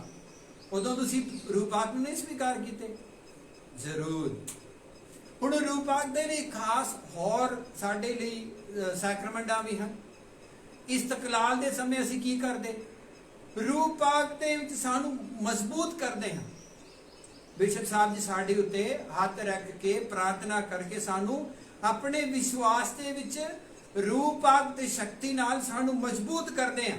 ਤਾਂ ਉਦੋਂ ਵੀ ਅਸੀਂ ਰੂਹ ਪਾਕ ਨੂੰ ਸਵੀਕਾਰ ਕੀਤਾ ਹੈ। ਹੁਣ ਜਦੋਂ ਮੈਂ ਕਹਾਂ ਮੈਂ ਫਾਦਰ ਹਾਂ, ਮੇਰੇ ਪਾਕ ਖਿਦਮਤ ਦੇ ਸਮੇਂ ਮੇਰੇ ਹੱਥਾਂ ਨੂੰ ਪਾਕ ਤੇਲ ਦੇ ਨਾਲ, ਸਲੀਬ ਦੇ ਨਿਸ਼ਾਨ ਦੇ ਨਾਲ ਪਵਿੱਤਰ ਕਰਕੇ ਮੈਨੂੰ ਪਵਿੱਤਰ ਆਤਮਾ ਦੀ ਸ਼ਕਤੀ ਖਾਸ ਕਰਕੇ ਜੋ ਵਰਦਾਨ ਦਿੱਤਾ ਗਿਆ ਹੈ, ਜਿਹੜੀ ਸਿਸਟਰਾਂ ਹਨ ਜੋ ਆਪਣੇ ਵਾਅਦਾ ਉਹ ਕਰਦੇ ਹਨ, ਜਿਹਨੂੰ ਅਸੀਂ ਪ੍ਰੋਫੈਸ਼ਨ ਕਹਿੰਦੇ ਹਾਂ, ਉਦੋਂ ਵੀ ਉਹ ਪਾਕ ਰੂਹ ਪਾਕ ਨੂੰ ਉਹ ਸਵੀਕਾਰ ਕਰਦੇ ਹਨ। ਤੇ ਜਿਹੜੇ ਰੂਹ ਪਾਕ ਆਲਰੇਡੀ ਜੋ ਸਾਡੇ ਵਿੱਚ ਹੈ, ਅਸੀਂ ਫਿਰ ਪੰਤਕੁਸਤਾ ਦੇ ਦਿਨ ਉਸ ਦੇ ਲਈ ਖਾਸ ਪ੍ਰਾਰਥਨਾ ਕਰਕੇ ਉਸ ਨੂੰ ਸਵੀਕਾਰ ਕਰਨ ਦੀ ਕੀ ਲੋੜ ਹੈ? ਹੁਣ ਜੇ ਅਸੀਂ ਬਾਈਬਲ ਦੇ ਵਿੱਚ ਦੇਖਾਂਗੇ, ਇਹਦੇ ਵਿੱਚ ਖੁਦਾ ਯਿਸੂ ਮਸੀਹ ਨੇ ਚੇਲਿਆਂ ਨੂੰ ਕਿਹਾ ਕਿ ਰੂਹ ਪਾਕ ਲਵੋ। ਕੀ ਵਜ੍ਹਾ ਸੀ? ਉਹਨਾਂ ਨੂੰ ਨਾ ਉਸ ਸਮੇਂ ਤੱਕ ਰੂਹ ਪਾਕ ਦੀ ਬਪਤਿਸਮਾ ਦਿੱਤਾ ਗਿਆ ਸੀ। ਚੇਲਿਆਂ ਜਿਹੜੇ ਯਿਸੂ ਮਸੀਹ ਦੇ ਨਾਲ ਸਨ, ਉਹਨਾਂ ਨੂੰ ਰੂਹ ਪਾਕ ਦੀ ਬਪਤਿਸਮਾ ਉਦੋਂ ਤੱਕ ਨਹੀਂ ਮਿਲਿਆ ਸੀ। ਇਸ ਲਈ ਇੱਥੇ ਰੂਹ ਪਾਕ ਨੂੰ ਸਵੀਕਾਰ ਕਰਨ ਦੇ ਲਈ ਪ੍ਰਭੂ ਯਿਸੂ ਮਸੀਹ ਚੇਲਿਆਂ ਨੂੰ ਕਹਿੰਦੇ ਹਨ, ਤੁਸੀਂ ਹੁਣ ਰੂਹ ਪਾਕ ਲਵੋ। ਅੱਜ ਤੋਂ ਇਸ ਰੂਹ ਪਾਕ ਦੀ ਸ਼ਕਤੀ ਨਾਲ ਤੁਸੀਂ ਹੁਣ ਜੋ ਕਰੋਗੇ ਉਹ ਮੈਂ ਨਹੀਂ ਵੇਖ ਸਕਦਾ ਮੇਰੀ ਅੱਖਾਂ ਨਾਲ, ਲੇਕਿਨ ਉਹ ਮੈਂ ਸੁਰਗਰਾਜ ਜ਼ਰੂਰ ਵੇਖਾਂਗਾ। ਲੇਕਿਨ ਦੁਨੀਆ ਵੇਖਣਗੇ ਤੁਸੀਂ ਕਿਹੜੇ ਕਰਮ ਇਸ ਆਤਮਾ ਦੀ ਸ਼ਕਤੀ ਨਾਲ ਕਰਨਗੇ। ਹੁਣ ਸਾਨੂੰ ਪਤਾ ਹੈ ਚੇਲਿਆਂ ਦੇ ਕਰਤੱਵ ਦੇ ਵਿੱਚ ਪਹਿਲੇ ਬਾਪ ਤੋਂ ਹੀ ਅਸੀਂ ਸ਼ੁਰੂ ਪੜ੍ਹ ਕੇ ਵੇਖ ਸਕਦੇ ਹਾਂ ਕਿ ਚੇਲਿਆਂ ਨੇ ਕੀ ਕੀਤਾ? ਰੂਹ ਪਾਕ ਨੂੰ ਸਵੀਕਾਰ ਕੀਤਾ। ਉਨੀ ਦੇਰ ਤੱਕ ਯਹੂਦੀਆਂ ਤੋਂ ਡਰਦੇ ਮਾਰੇ, ਯਹੂਦੀਆਂ ਦੇ ਅਧਿਕਾਰੀਆਂ ਤੋਂ ਡਰਦੇ ਮਾਰੇ ਕਮਰੇ ਵਿੱਚ ਉਹ ਬੰਦ ਬੈਠੇ ਸਨ। ਜਦੋਂ ਰੂਹ ਪਾਕ ਉਹਨਾਂ ਦੇ ਉੱਤੇ ਅੱਗ ਦੇ ਰੂਪ ਦੇ ਵਿੱਚ ਉਤਰਿਆ, ਉਹਨਾਂ ਦੇ ਵਿੱਚੋਂ ਸਾਰਾ ਡਰ ਦੂਰ ਹੋ ਗਿਆ ਅਤੇ ਉਹ ਖੁਦਾ ਦਾ ਵਚਨ ਸੁਣਾਉਣ ਦੇ ਲਈ, ਖੁਦਾ ਦੇ ਯਿਸੂ ਮਸੀਹ ਦੇ ਜੀ ਉੱਠਣ ਦੇ, ਉਹ ਨਵਾਂ ਜੀਵਨ ਦੂਸਰਿਆਂ ਨੂੰ ਦੇਣ ਦੇ ਲਈ ਦੁਨੀਆ ਦੇ ਹਰ ਕੋਨੇ ਤੱਕ ਉਹ ਚਲਾ ਗਿਆ। यही है रूह पाक ਨੂੰ ਸਵੀਕਾਰ ਕਰਨ ਦਾ ਨਤੀਜਾ। ਉਹਨਾਂ ਨੂੰ ਉਸ ਸਮੇਂ ਮਿਲ ਚੁੱਕਿਆ। ਹੁਣ ਸਾਨੂੰ ਸਾਰਿਆਂ ਨੂੰ ਸੈਕਰਮੈਂਟ ਦੇ ਜ਼ਿੰਦਗੀ ਦੇ ਦੁਆਰਾ, ਸਾਡੀ ਜਨਮ ਦੇ ਦੁਆਰਾ ਸਾਨੂੰ ਇਹ ਰੂਹ ਪਾਕ ਮਿਲ ਚੁੱਕੇ ਹਨ। ਤੇ ਜਿਹੜੇ ਬੱਚੇ ਪੁੱਛਦੇ ਹਨ, ਬਹੁਤ ਜਾਇਜ਼ ਹੈ, ਫਾਦਰ ਜੀ ਅਸੀਂ ਫਿਰ ਰੂਹ ਪਾਕ ਨੂੰ ਪੰਤਕੁਸਤਾ ਦੇ ਦਿਨ ਕਿਉਂ ਸਵੀਕਾਰ ਕਰਨਾ ਹੈ? ਸਮਝ ਆ ਗਿਆ ਤੁਹਾਨੂੰ? ਸਵਾਲ ਇੱਥੇ ਹੈ। ਹੁਣ ਇਹਦਾ ਜਵਾਬ ਕੀ ਹੋ ਸਕਦਾ ਹੈ? ਜਵਾਬ ਬਹੁਤ ਸਿੰਪਲ ਹੈ, ਬਹੁਤ ਸਰਲ ਹੈ। ਮੇਰੇ ਦਿਮਾਗ ਦੇ ਵਿੱਚ ਇੱਕ ਆਈਡੀਆ ਆਇਆ ਸੀ ਸਮਝਾਉਣ ਦੇ ਲਈ। ਉਹ ਇਹ ਹੈ ਕਿ ਚਲੋ ਰੂਹ ਪਾਕ ਨੂੰ ਅਸੀਂ ਸਵੀਕਾਰ ਕੀਤਾ, ਫਿਰ ਅੱਜ ਦਾ ਦਿਨ ਕੀ ਹੈ? ਅੱਜ ਦਾ ਦਿਨ ਅਸੀਂ ਰੂਹ ਪਾਕ ਦੀ ਸ਼ਕਤੀ ਨੂੰ ਸਾਡੇ ਵਿੱਚ ਕੰਮ ਕਰਨ ਦੇ ਲਈ ਖੁਦਾ ਦੇ ਅੱਗੇ ਪ੍ਰਾਰਥਨਾ ਕਰਨਾ ਹੈ। ਯਾਨੀ ਅੱਜ ਅਸੀਂ ਰੂਹ ਪਾਕ ਦੇ ਲਈ ਨਹੀਂ ਦੁਆ ਕਰਨਾ। Let us pray for the power and the working of the Holy Spirit. ਖੁਦਾ ਦੀ ਆਤਮਾ ਦੀ ਸ਼ਕਤੀ ਦੇ ਲਈ, ਆਤਮਾ ਤਾਂ ਹੈ ਸਾਡੇ ਵਿੱਚ ਆਲਰੇਡੀ, ਉਸ ਆਤਮਾ ਦੀ ਸ਼ਕਤੀ ਦੇ ਲਈ ਅਤੇ for the working of the Holy Spirit, ਉਹਦੇ ਕੰਮ ਕਰਨ ਦੇ ਲਈ ਅਸੀਂ ਦੁਆ ਕਰਾਂਗੇ। ਪੰਤਕੁਸਤਾ ਦਾ ਦਿਨ ਇਹ ਦੁਆ ਹੋਣੀ ਚਾਹੀਦੀ ਹੈ ਸਾਡੀ। ਇੱਕ ਐਗਜ਼ਾਮਪਲ ਮੈਂ ਤੁਹਾਨੂੰ ਦਵਾਂਗਾ। ਹੁਣ ਪੈਨਾਂ ਨੂੰ ਆਪਣੇ ਘਰਾਂ ਦੇ ਵਿੱਚ ਬਹੁਤ ਜਲਦੀ ਇਹ ਗੱਲ ਸਮਝਾਉਣਗੇ। ਮੰਨ ਲਓ ਕਿ ਤੁਹਾਡੇ ਪੜੋਸੀ ਤੁਹਾਨੂੰ ਆ ਕੇ ਇਹ ਸਵਾਲ ਪੁੱਛਦੇ ਕਿ ਭੈਣ ਜੀ ਸਾਡੇ ਘਰ ਨਾ ਕੁੱਕਰ ਖਰਾਬ ਹੋ ਗਿਆ, ਅੱਜ ਸਾਨੂੰ ਕੁਝ ਸਬਜ਼ੀ ਬਣਾਉਣਾ ਹੈ, ਇੱਕ ਕੁੱਕਰ ਜੋ ਤੁਹਾਡੇ ਘਰ ਹੈ ਮੈਨੂੰ 2 ਘੰਟੇ ਵਾਸਤੇ ਕੁੱਕਰ ਦਿਓ। ਤੁਸੀਂ ਕੀ ਦੱਸਣਗੇ? ਜੇ ਮੰਨ ਲਓ ਕਿ ਤੁਹਾਡਾ ਜਿਹੜਾ ਘਰ ਦਾ ਕੁੱਕਰ ਹੈ ਉਹ ਖਰਾਬ ਹੋ ਗਿਆ, ਉਹ ਅਲਮਾਰੀ 'ਚ ਪਿਆ, ਤੁਸੀਂ ਕੀ ਕਹਿਣਗੇ?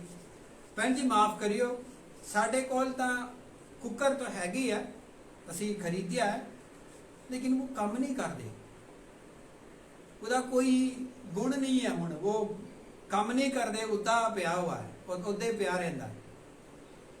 ਰੂਪਾਕ ਦੀ ਗੱਲ ਵੀ ਇਸੇ ਤਰ੍ਹਾਂ ਦਾ ਹੈ, ਸਿੱਧੀ ਗੱਲ ਹੈ। ਅਸੀਂ ਸਵੀਕਾਰ ਤਾਂ ਕੀਤਾ ਹੈ ਲੇਕਿਨ ਕੋਈ ਕੰਮ ਨਹੀਂ ਕਰਦੇ ਹੋ। ਕਿਉਂ? ਕਿਉਂਕਿ ਅਸੀਂ ਕੰਮ ਕਰਨ ਨਹੀਂ ਦਿੰਦੇ। ਜਦੋਂ ਖਰਾਬ ਹੋ ਗਿਆ ਸੀ ਕੁੱਕਰ, ਅਸੀਂ ਕਦੀ ਰਿਪੇਅਰ ਨਹੀਂ ਕੀਤੇ। ਜਦੋਂ ਰੂਪਾਕ ਸਾਨੂੰ ਮਿਲਿਆ ਸੀ ਉਦੋਂ ਬਹੁਤ ਚੰਗਾ ਕੰਮ ਕੀਤਾ, ਉਸ ਤੋਂ ਬਾਅਦ ਇਹ ਖਰਾਬ ਹੋ ਗਿਆ, ਬੈਠ ਗਿਆ, ਅਸੀਂ ਕੋਈ ਰਿਪੇਅਰ ਨਹੀਂ ਕੀਤੇ। ਇਹੋ ਹੀ ਸਵਾਲ ਹੈ ਤੇ ਜਵਾਬ ਹੈ ਅੱਜ ਦੀ। ਜੇ ਰੂਪਾਕ ਨੂੰ ਅਸੀਂ ਸਵੀਕਾਰ ਕੀਤਾ ਹੈ, ਉਹਦੇ ਵਿੱਚ ਜਿਹੜੀ ਸ਼ਕਤੀ ਹੈ, ਉਸ ਸ਼ਕਤੀ ਦੇ ਨਾਲ ਕੰਮ ਕਰਨਾ ਜ਼ਰੂਰੀ ਹੈ। ਹੁਣ ਜੇ ਰੂਪਾਕ ਦੇ ਬਾਰੇ ਪ੍ਰਚਾਰ ਕਰਨਾ ਹੈ, ਮੈਂ ਪੂਰਾ ਦਿਨ ਅੱਜ ਲਗਾ ਸਕਦੇ ਹਾਂ, ਕਿਉਂਕਿ ਜੋ ਰੂਪਾਕ ਦੀ ਜਿਹੜੀ ਰੂਪ ਹੈ, ਤੁਹਾਨੂੰ ਪਤਾ ਹੈ ਕਈ ਰੂਪ ਬਾਈਬਲ ਦੇ ਵਿੱਚ ਲਿਖਿਆ ਹੋਇਆ ਹੈ। ਰੂਪਾਕ ਦੇ ਰੂਪ ਕਿਹੜੇ ਅਸੀਂ ਉਦਾਂ ਯਾਦ ਕਰਾਂਗੇ। ਇੱਕ ਤਾਂ ਪਾਣੀ, ਹਵਾ, ਬੱਦਲ, ਇਸੇ ਤਰ੍ਹਾਂ ਦੀ ਵੱਖ-ਵੱਖ ਜਿਹੜੀ ਰੂਪ ਜੋ ਸਾਨੂੰ ਰੂਪਾਕ ਦੇ ਬਾਰੇ ਦੱਸਦੇ ਹਨ। ਜੇ ਅਸੀਂ ਹਰ ਇੱਕ ਰੂਪ ਨੂੰ ਅਸੀਂ ਦੇਖਾਂਗੇ, ਪੜਾਂਗੇ, ਇਸ ਚੀਜ਼ ਤੋਂ ਬਿਨਾ ਅਸੀਂ ਰਹਿ ਨਹੀਂ ਸਕਣਗੇ। ਮੰਨ ਲਓ ਰੂਪਾਕ ਨੂੰ ਇਹ ਰੂਪ ਕਿਉਂ ਦਿੱਤਾ ਗਿਆ ਹੈ? ਪਾਣੀ ਪੀਣ ਤੋਂ ਬਿਨਾ, ਪਾਣੀ ਤੋਂ ਬਿਨਾ ਤੁਸੀਂ ਕਿੰਨੇ ਦੇਰ ਤੱਕ ਜੀ ਸਕਦੇ ਹੋ? 1 ਹਫ਼ਤੇ, 2 ਹਫ਼ਤੇ, 1 ਮਹੀਨੇ? ਨਾ ਤੁਸੀਂ ਕहीं ਨਹਾਇਆ ਨਹੀਂ 2 ਸਾਲ ਦੇ ਵਿੱਚ, 2 ਸਾਲ ਤੱਕ ਤੁਸੀਂ ਪਾਣੀ ਨਹੀਂ ਪੀਤੇ, ਜੀ ਸਕਦੇ? ਨਹੀਂ ਜੀ ਸਕਦੇ, ਮਰ ਜਾਂਦੇ। ਪਾਣੀ ਇੰਨੀ ਕਿ ਅਹਿਮ ਹੈ ਸਾਡੇ ਸਰੀਰ ਦੇ ਵਿੱਚ ਵੀ, ਸਾਡੀ ਜ਼ਿੰਦਗੀ ਦੇ ਵਿੱਚ ਵੀ।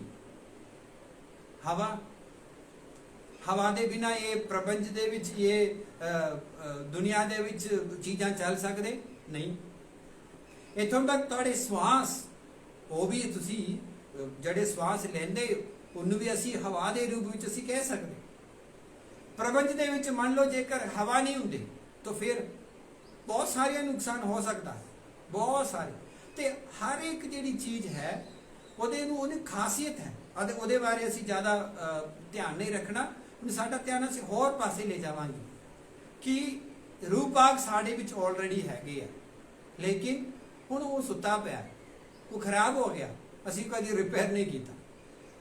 ਲੇਕਿਨ ਅਸੀਂ ਇਹ ਸਵਾਲ, ਜਿਹੜੇ ਜਿਨ੍ਹਾਂ ਨੇ ਮੈਨੂੰ ਸਵਾਲ ਪੁੱਛੇ ਉਹਨਾਂ ਨੂੰ ਮੈਂ ਇਹ ਸਵਾਲ ਪੁੱਛਣਾ ਚਾਹੁੰਦਾ ਕਿ ਅਸੀਂ ਰੂਪਾਕ ਨੂੰ ਕਿਉਂ ਸਵੀਕਾਰ ਕਰਾਂ? Why do we need the Holy Spirit? ਸਾਨੂੰ ਰੂਪਾਕ ਸਵੀਕਾਰ ਕਰਕੇ ਕੀ ਕੰਮ ਹੈ, ਕੀ ਫਾਇਦਾ ਹੈ? 5 ਪੁਆਇੰਟ ਮੈਂ ਤੁਹਾਨੂੰ ਸਮਝਾਵਾਂਗਾ ਪਵਿੱਤਰ ਬਾਈਬਲ ਦੇ ਵਿੱਚੋਂ, ਜਿਹੜੇ ਸਾਨੂੰ ਦੱਸਦੇ ਹਨ ਕਿ ਪਵਿੱਤਰ ਆਤਮਾ ਨੂੰ ਅਸੀਂ ਕਿਉਂ ਸਵੀਕਾਰ ਕਰਨਾ। ਪਹਿਲਾ ਪੁਆਇੰਟ ਹੈ, ਜੋ ਲਿਖਣਾ ਹੈ ਤੁਸੀਂ ਲਿਖ ਲਓ, ਜਿਹੜੇ ਸੁਣਨਾ ਹੈ ਤੁਸੀਂ ਚੰਗੀ ਤਰ੍ਹਾਂ ਧਿਆਨ ਨਾਲ ਸੁਣੋ। ਮੈਂ ਤੁਹਾਨੂੰ ਕਿਹਾ ਪ੍ਰਚਾਰ ਅਸੀਂ ਥੋੜਾ ਲੰਬਾ ਕਰਾਂਗੇ, ਬਹੁਤ ਜ਼ਿਆਦਾ ਨਹੀਂ, ਫਿਰ ਵੀ ਥੋੜਾ ਸਾ, ਤਾਂ ਕਿ ਅਸੀਂ ਖੁਦਾ ਦੇ ਇਸ ਵਚਨ ਨੂੰ ਚੰਗੀ ਤਰ੍ਹਾਂ ਸਮਝੇ। ਪੰਤਕੁਸਤਾ ਦਾ ਦਿਨ ਹੈ ਅੱਜ, ਆਤਮਾ ਸਾਡੇ ਵਿੱਚ ਆਲਰੇਡੀ ਹੈਗੀ ਆ, ਅਸੀਂ ਇਸ ਨੂੰ ਫਿਰ ਕਿਉਂ ਦੁਬਾਰਾ ਸਵੀਕਾਰ ਕਰਨਾ? ਰੂਪਾਕ ਸਾਡੇ ਵਿੱਚ ਆਉਣ ਦੀ ਕੀ ਲੋੜ ਹੈ? ਸਭ ਤੋਂ ਪਹਿਲਾ ਜਵਾਬ, ਪਹਿਲਾ ਪੁਆਇੰਟ ਇਹ ਹੈ, ਸਾਨੂੰ ਰੂਪਾਕ ਇਸ ਲਈ ਸਵੀਕਾਰ ਕਰਨਾ ਜ਼ਰੂਰੀ ਹੈ ਤਾਂ ਕਿ ਅਸੀਂ ਖੁਦਾ ਵਰਗਾ ਸੁਭਾਅ ਨੂੰ ਆਪਣਾ ਸੁਭਾਅ ਬਣਾ ਸਕੀਏ। ਖੁਦਾ ਵਰਗਾ ਸੁਭਾਅ ਨੂੰ ਆਪਣਾ ਸੁਭਾਅ ਬਣਾ ਸਕਦੇ।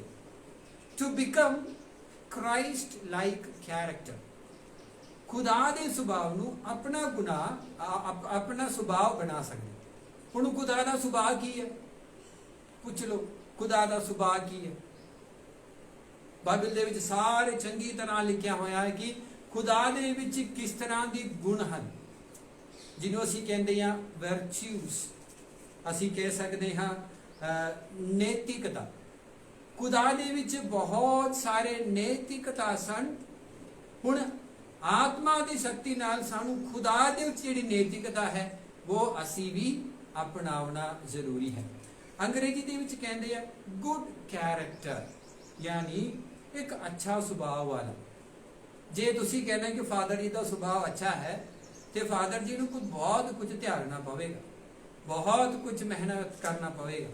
ਜੇ ਮੈਂ ਤੁਹਾਡੇ ਬਾਰੇ ਕਹਾਂ ਕਿ ਤੁਹਾਡੇ ਮੇਰੇ ਪੈਰਿਸ਼ ਦੇ ਜਿੰਨੇ ਵੀ ਮੈਂਬਰ ਹੈ, ਕਿਸੇ ਦਾ ਨਾਮ ਲੈ ਕੇ ਮੈਂ ਦੱਸਾਂ ਕਿ ਤੁਹਾਡੇ ਵਿੱਚ ਬਹੁਤ ਸੁਭਾਅ ਹੈ, ਬਹੁਤ ਵਧੀਆ ਸੁਭਾਅ ਹੈ, ਉਹ ਕਹਿਣ ਦੇ ਲਈ ਤੁਹਾਨੂੰ ਕਿੰਨਾ ਕੁਝ ਕਰਨਾ ਪਊਗਾ। ਯਿਸੂ ਮਸੀਹ ਨੇ ਕੀ ਕੰਮ ਕੀਤੇ ਆਪਣਾ ਸੁਭਾਅ ਚੰਗਾ ਕਰਨ ਦੇ ਲਈ? ਬਹੁਤ ਸਾਰੇ। ਹੁਣ ਸਾਡੇ ਕਲੀਸਿਆ ਦੇ ਸਿੱਖਿਆ ਦੇ ਅਨੁਸਾਰ ਇੱਕ ਨੈਤਿਕਤਾ ਜ਼ਿੰਦਗੀ ਗੁਜ਼ਾਰਨ ਦੇ ਲਈ ਸਾਨੂੰ ਕਈ ਗੁਣਾ ਜਿਹੜੀ ਹਨ, ਕਿਹੜੀ ਸੁਭਾਅ ਨੂੰ ਅਪਣਾਉਣਾ ਪੈਂਦਾ ਹੈ। ਅੰਗਰੇਜ਼ੀ ਦੇ ਵਿੱਚ ਕਹਿੰਦੇ ਹਨ the theological virtues ਅਤੇ cardinal virtues। ਉਹਦੇ ਬਾਰੇ ਤੁਸੀਂ ਜ਼ਿਆਦਾ ਧਿਆਨ ਨਹੀਂ ਰੱਖੋ, ਬਸ ਇੰਨੇ ਕਿ ਰੱਖੋ, ਇੰਨੇ ਕਿ ਸਮਝੋ। ਵਿਸ਼ਵਾਸ, ਈਮਾਨ ਅਤੇ ਪਰਉਪਕਾਰ। theological virtues ਤਿੰਨ ਹੈ, faith, hope and charity। ਵਿਸ਼ਵਾਸ, ਈਮਾਨ ਜਾਂ ਉਮੀਦ ਅਤੇ ਪਰਉਪਕਾਰ। ਇਹ ਜਿਹੜੀ ਨੈਤਿਕਤਾ, ਇਹ ਗੁਣ ਜੋ ਤੁਹਾਡੇ ਵਿੱਚ ਹੋਣਾ ਹੈ, ਤੁਸੀਂ ਇਨਸਾਨ ਦੀ ਸ਼ਕਤੀ ਨਾਲ ਕਰ ਸਕਦੇ? ਮੈਂ ਨਹੀਂ ਮੰਨਦਾ। ਇਹ ਆਸਾਨ ਨਾਲ ਕਰਨ ਵਾਲਾ ਚੀਜ਼ ਨਹੀਂ ਹੈ। ਤੁਸੀਂ ਕੋਸ਼ਿਸ਼ ਕਰਕੇ ਵੇਖੋ, ਪਰਉਪਕਾਰ ਕਰਨ ਦੀ ਕੋਸ਼ਿਸ਼ ਕਰੋ। ਕਿੰਨੇ ਕੁ ਤੁਸੀਂ ਕਰੋਗੇ? ਯਿਸੂ ਮਸੀਹ ਨੇ ਕਿਹਾ ਜੋ ਤੁਸੀਂ ਪਰਉਪਕਾਰ ਕਰਨਾ ਹੈ, ਤੁਹਾਡੇ ਕੋਲ ਜੋ ਕੁਝ ਵੀ ਹੈ ਉਹਨੂੰ ਵੇਚ ਕੇ ਗਰੀਬਾਂ ਦੇ ਵਿੱਚ ਵੰਡੋ। ਕਰ ਸਕਦੇ? ਸਾਰੇ ਕਰ ਸਕਦੇ? ਤੁਸੀਂ ਉਮੀਦ ਰੱਖਣਾ ਹੈ ਖੁਦਾ ਤੇ, ਤੁਸੀਂ ਉਹਦੇ ਵਾਪਸ ਕੋਈ ਫਲ ਨੂੰ ਸਵੀਕਾਰ ਕਰਨ ਦੇ ਲਈ ਸੋਚਣਾ ਵੀ ਨਹੀਂ ਹੈ। ਸਿਰਫ ਉਮੀਦ ਰੱਖੋ ਖੁਦਾ ਤੇ, ਦੁਨੀਆ ਤੇ ਨਹੀਂ, ਆਪਣੇ ਪਤੀ ਪਤਨੀ ਤੇ ਨਹੀਂ।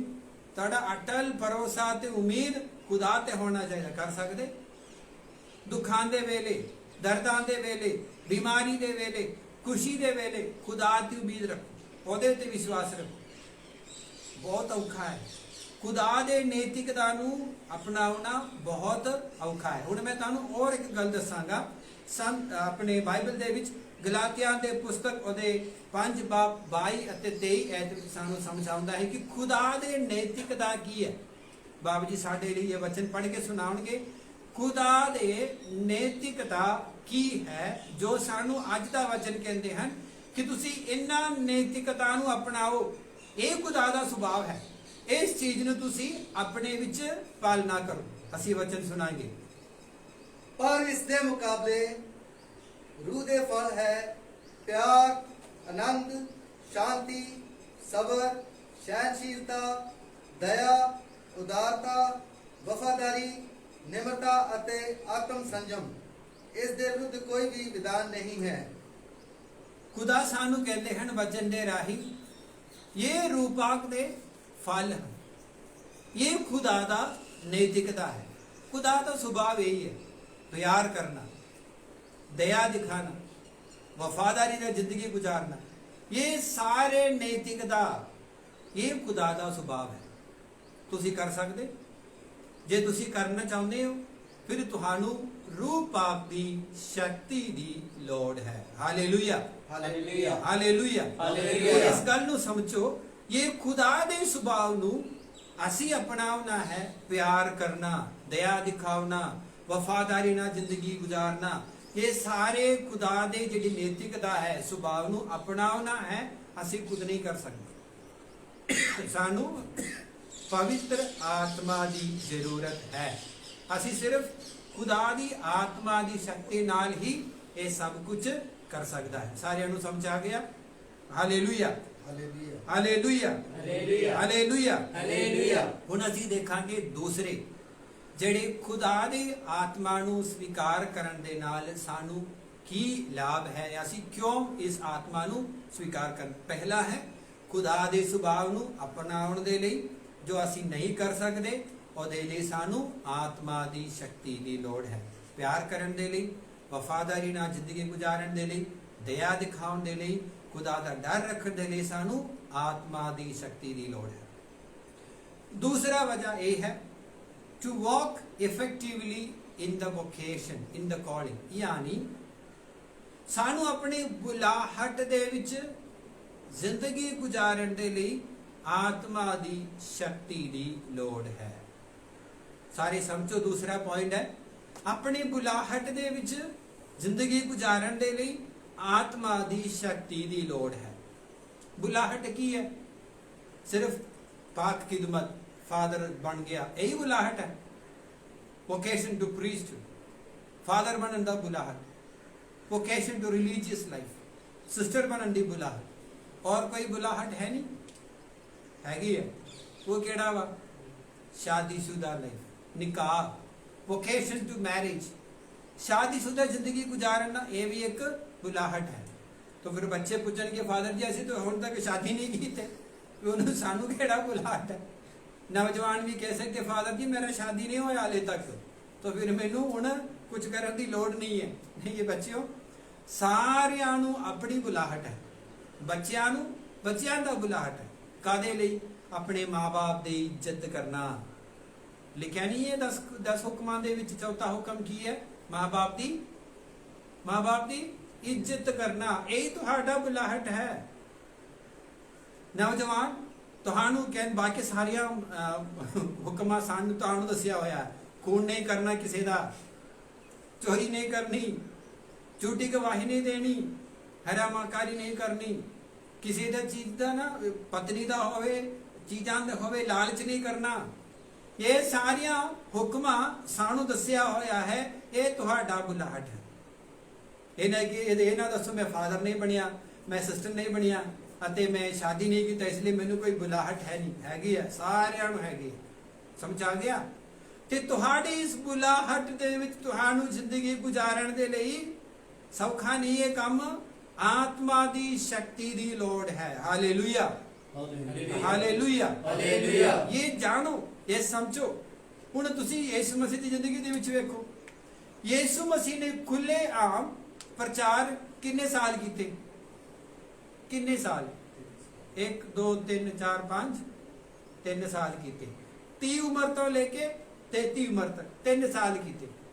ਹੁਣ ਤੁਸੀਂ ਬਾਈਬਲ ਦੇ ਵਿੱਚ ਦੇਖੋ, ਅੰਜੀਲ ਦੇ ਵਿੱਚ ਬਹੁਤ ਸਾਰੇ ਤੁਸੀਂ ਖੁਦਾ ਦਾ ਵਚਨ ਪੜ੍ਹ ਸਕਦੇ ਹੋ। ਇਸ ਤਰ੍ਹਾਂ ਲਿਖਿਆ ਹੋਇਆ ਹੈ, ਆਤਮਾ ਦੀ ਅਗਵਾਈ ਦੇ ਨਾਲ ਖੁਦਾ ਯਿਸੂ ਮਸੀਹ ਕਿੱਥੇ ਚਲ ਗਿਆ? ਦੁਆ ਕਰਨ ਦੇ ਲਈ ਪਹਾੜ ਤੇ ਚੜ ਗਏ। ਆਤਮਾ ਦੀ ਅਗਵਾਈ ਦੇ ਨਾਲ ਉਹ ਉਜਾੜ ਜਗ੍ਹਾ ਤੇ ਚਲ ਗਿਆ, ਉੱਥੇ ਜਾ ਕੇ ਪ੍ਰਾਰਥਨਾ ਕਰਨ ਲੱਗੇ। ਆਤਮਾ ਦੀ ਸ਼ਕਤੀ ਨਾਲ ਉਹ ਭੂਤਾਂ ਨੂੰ ਬਾਹਰ ਕੱਢਿਆ। ਬਹੁਤ ਸਾਰੇ ਅਚਰਜ ਕੰਮ ਅਤੇ ਅਦਭੁਤ ਕੰਮ ਉਸਨੇ ਆਤਮਾ ਦੀ ਅਗਵਾਈ ਹੇਠ ਆਤਮਾ ਦੀ ਸ਼ਕਤੀ ਨਾਲ ਕੀਤੇ ਆ। ਤੇ ਯਾਨੀ ਪ੍ਰਭੂ ਯਿਸੂ ਮਸੀਹ, ਸਿਰਫ ਬਾਈਬਲ ਦੇ ਵਿੱਚ ਇੱਕ ਜਗ੍ਹਾ ਤੇ ਲਿਖਿਆ ਹੋਇਆ ਹੈ ਕਿ ਅਸ਼ੁੱਧ ਆਤਮਾ ਦੇ ਕਾਰਨ ਉਸਨੇ ਅਸ਼ੁੱਧ ਆਤਮਾ ਉਸਨੂੰ ਅਗਵਾਈ ਕੀਤਾ ਤੇ ਪਹਾੜ ਤੇ ਲੈ ਕੇ ਗਿਆ ਅਤੇ ਉਸਨੂੰ ਕਿਹਾ ਤੁਸੀਂ ਖੁਦ ਇਸ ਪਹਾੜ ਤੋਂ ਥੱਲੇ ਨੂੰ ਛਾਲ ਮਾਰੋ। ਉਸ ਤੋਂ ਇਲਾਵਾ ਸਾਰੀ ਜਗ੍ਹਾ ਤੇ ਅਸੀਂ ਯਿਸੂ ਮਸੀਹ ਦੀ ਇਸ 3 ਸਾਲ ਦੀ ਜ਼ਿੰਦਗੀ ਦੇ ਵਿੱਚ, ਜਿਹਨੂੰ ਅਸੀਂ ਪਬਲਿਕ ਮਿਨਿਸਟਰੀ ਕਹਿੰਦੇ ਹਾਂ, ਯਿਸੂ ਮਸੀਹ ਦੇ ਅਰਥਲੀ ਪਬਲਿਕ ਮਿਨਿਸਟਰੀ 3 ਸਾਲ ਦੇ ਵਿੱਚ ਹਰ ਵਾਰ ਆਤਮਾ ਦੀ ਸ਼ਕਤੀ ਨਾਲ ਪ੍ਰੇਰਿਤ ਹੋ ਕੇ ਆਤਮਾ ਦੀ ਅਗਵਾਈ ਦੇ ਨਾਲ ਉਹ ਕੰਮ ਕੀਤੇ।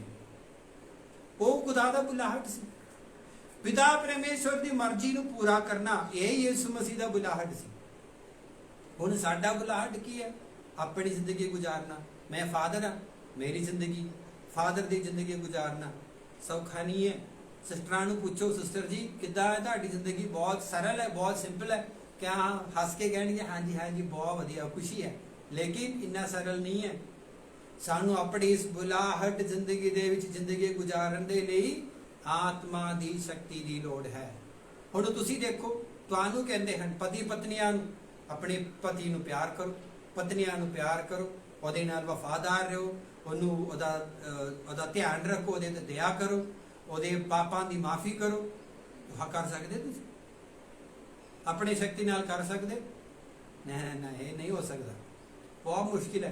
तुसी जिंदगी गुजार रहे हो, तुहानू आप पता है, आज प्यार करनगे कल थप्पड़ मारनगे, फिर खुदा कहते शाम नू उन्हें माफ करो, ਤੁਸੀਂ ਸੌਣ ਤੋਂ ਪਹਿਲਾਂ, ਸੂਰਜ ਡੁੱਬਣ ਤੋਂ ਪਹਿਲਾਂ, ਜੇ ਤੁਹਾਨੂੰ ਲੱਗਦਾ ਹੈ ਤੁਹਾਡੇ ਭੈਣ ਤੇ ਭਰਾਵਾ ਇਹ ਤਾਂ ਪਤੀ ਪਤਨੀ ਦੇ ਨਾਲ ਵੀ ਕੋਈ ਕਰਨਾ ਹੈ, ਸੌਣ ਤੋਂ ਪਹਿਲਾਂ ਤੁਸੀਂ ਉਹਨੂੰ ਮਾਫ ਕਰਕੇ ਸਮਝੌਤਾ ਕਰੋ।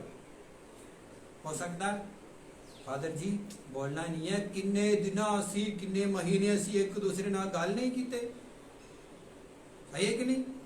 ਇਹ ਸ਼ਕਤੀ ਸਾਨੂੰ ਚਾਹੀਦੀ ਆ। ਜੇ ਖੁਦਾ ਦੀ ਬੁਲਾਹਟ ਦੇ ਵਿੱਚ ਜ਼ਿੰਦਗੀ ਗੁਜ਼ਾਰਨਾ ਹੈ, ਸੌਖਾ ਨਹੀਂ ਹੈ। ਸਾਨੂੰ ਯਿਸੂ ਮਸੀਹ ਦੀ ਉਸ ਆਤਮਾ ਦੀ ਸ਼ਕਤੀ ਦੀ ਲੋੜ ਹੈ। ਇਸ ਤੋਂ ਇਲਾਵਾ ਅਸੀਂ ਆਪਣੇ ਬੁਲਾਹਟ ਦੀ ਜ਼ਿੰਦਗੀ ਨਹੀਂ ਗੁਜ਼ਾਰ ਸਕਦੇ।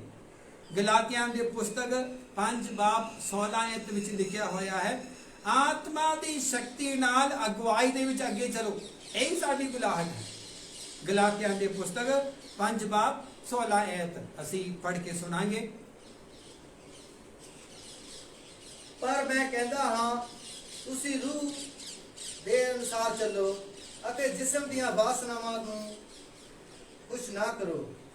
ਇਹ ਕਹਿੰਦੇ ਹਨ ਤੁਸੀਂ ਕਿਹਦੇ ਅਨੁਸਾਰ ਚੱਲੋ? ਰੂਹ ਪਾਕ ਦੀ, ਖੁਦਾ ਦੇ ਰੂਹ ਪਾਕ ਦੇ ਅਨੁਸਾਰ ਚੱਲੋ। ਇਹ ਤੁਹਾਡੀ ਬੁਲਾਹਟ ਹੈ।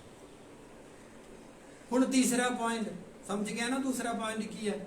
ਆਪਣੀ ਬੁਲਾਹਟ ਦੇ ਲਈ, ਬੁਲਾਹਟ ਦੇ ਵਿੱਚ ਜ਼ਿੰਦਗੀ ਗੁਜ਼ਾਰਨ ਦੇ ਲਈ ਰੂਹ ਪਾਕ ਦੀ ਅਗਵਾਈ ਦੇ ਵਿੱਚ ਜਾਓ, ਰੂਹ ਪਾਕ ਨੂੰ ਕੰਮ ਕਰਨ ਦਿਓ, ਫਿਰ ਤੁਹਾਨੂੰ ਰੂਹ ਪਾਕ ਦੀ ਸ਼ਕਤੀ ਮਹਿਸੂਸ ਹੋਣਗੀ। ਤੀਸਰਾ ਜੋ ਪੁਆਇੰਟ, ਜੋ ਤੀਸਰਾ ਕਾਰਨ ਅਸੀਂ ਕਿਉਂ ਰੂਹ ਪਾਕ ਨੂੰ ਸਵੀਕਾਰ ਕਰਨਾ, ਉਹਦੇ ਸ਼ਕਤੀ ਦੇ ਲਈ ਪ੍ਰਾਰਥਨਾ ਕਰਨਾ, ਇਹੀ ਹੈ to share the gospel, to share the gospel, ਯਾਨੀ ਖੁਦਾ ਦੇ ਕਲਾਮ ਦੇ ਪ੍ਰਚਾਰ ਕਰਨ ਦੇ ਲਈ ਸਾਨੂੰ ਆਤਮਾ ਦੀ ਸ਼ਕਤੀ ਦੀ ਲੋੜ ਹੈ। ਯਸ਼ਿਆ ਨਬੀ ਦੀ ਪੁਸਤਕ 61 ਸਾਨੂੰ ਸਾਫ਼ ਦੱਸਦੇ ਹਨ। ਯਸ਼ਿਆ ਨਬੀ ਦੀ ਪੁਸਤਕ 61 ਵਿੱਚ ਲਿਖਿਆ ਹੈ ਕਿ ਖੁਦਾ ਨੇ ਉਸ ਨੂੰ ਨਿਯੁਕਤ ਕੀਤਾ ਹੈ ਕਿ ਉਹ ਜਾ ਕੇ ਗਰੀਬਾਂ ਨੂੰ ਖੁਦਾ ਦਾ ਸੰਦੇਸ਼ ਸੁਣਾਵੇ। ਅਸੀਂ ਬਾਈਬਲ ਦਾ ਵਚਨ ਸੁਣਾਂਗੇ। ਯਸ਼ਿਆ ਨਬੀ ਦੀ ਪੁਸਤਕ 61 ਪ੍ਰਭੂ ਪਰਮੇਸ਼ਵਰ ਦਾ ਆਤਮਾ ਮੇਰੇ ਉੱਤੇ ਹੈ, ਉਸ ਨੇ ਮੈਨੂੰ ਅਭਿਸ਼ੇਕ ਕੀਤਾ ਹੈ। ਪ੍ਰਭੂ ਪਰਮੇਸ਼ਵਰ ਦੀ ਆਤਮਾ ਮੇਰੇ ਉੱਤੇ ਹੈ ਅਤੇ ਉਸਨੇ ਮੈਨੂੰ ਅਭਿਸ਼ੇਕ ਕੀਤਾ ਹੈ। ਕਾਦੇ ਲਈ? ਕਿ ਮੈਂ ਗਰੀਬਾਂ ਨੂੰ ਸੁਸਮਾਚਾਰ ਸੁਣਾਵਾਂ। ਕਿ ਮੈਂ ਗਰੀਬਾਂ ਨੂੰ ਸੁਸਮਾਚਾਰ ਸੁਣਾਵਾਂ। ਯਾਨੀ ਖੁਦਾ ਦੇ ਕਲਾਮ ਨੂੰ ਸੁਣਾਉਣ ਦੇ ਲਈ ਸਾਨੂੰ ਖੁਦਾ ਦੀ ਆਤਮਾ ਦੀ ਬਹੁਤ ਜ਼ਿਆਦਾ ਜ਼ਰੂਰਤ ਹੈ ਤੇ ਸ਼ਕਤੀ ਦੀ ਲੋੜ ਹੈ। ਉਸ ਤੋਂ ਇਲਾਵਾ ਅਸੀਂ ਖੁਦਾ ਦੇ ਕਲਾਮ ਨੂੰ ਨਹੀਂ ਪ੍ਰਚਾਰ ਕਰ ਸਕਦਾ। ਮੈਂ ਬਾਈਬਲ ਦੇ ਵਿੱਚੋਂ 10-15 ਵਚਨ ਮੈਂ ਬਾਈ ਹਾਰਟ ਕਰ ਲਿਆ, ਜੋ ਮੇਰੇ ਮੂੰਹ ਚ ਆਇਆ, ਜੋ ਮੇਰੇ ਮਨ ਵਿੱਚ ਆਇਆ, ਮੈਂ ਜਾ ਕੇ ਲੋਕਾਂ ਨੂੰ ਪ੍ਰਚਾਰ ਕੀਤਾ। ਲੋਕਾਂ ਦੇ ਸਾਹਮਣੇ ਉਹਨਾਂ ਨੂੰ ਧੋਖਾ ਨਾ ਦਿਓ।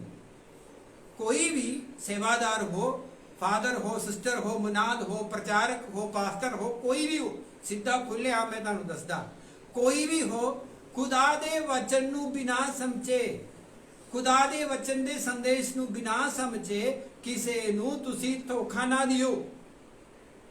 ਖੁਦਾ ਦਾ ਵਚਨ ਦਾ ਪ੍ਰਚਾਰ ਕਰਨ ਦੇ ਲਈ ਤੁਹਾਨੂੰ ਖੁਦਾ ਦੀ ਆਤਮਾ ਦੀ ਸ਼ਕਤੀ ਦੀ ਜ਼ਰੂਰਤ ਹੈ।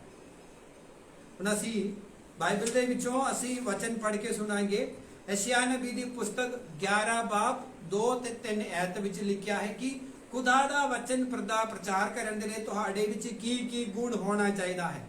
ਯਸ਼ਿਆ ਨਬੀ ਦੀ ਪੁਸਤਕ 11:2-3 ਪ੍ਰਭੂ ਦਾ ਆਤਮਾ ਉਸ ਨੂੰ ਸਮਝ ਤੇ ਗਿਆਨ ਦੇਵੇਗਾ। ਪ੍ਰਭੂ ਦਾ ਆਤਮਾ ਉਸ ਨੂੰ ਸਮਝ ਅਤੇ ਗਿਆਨ ਦੇਵੇਗਾ। ਕਿਸ ਨੂੰ? ਜੋ ਖੁਦਾ ਦੇ ਵਚਨ ਨੂੰ ਪ੍ਰਚਾਰ ਕਰਨ ਵਾਲੇ ਹਨ, ਜੋ ਖੁਦਾ ਦੇ ਸੇਵਾਦਾਰ ਨੇ, ਜੋ ਖੁਦਾ ਦਾ ਕਲਾਮ ਦਾ ਪ੍ਰਚਾਰ ਕਰਦੇ ਹਨ।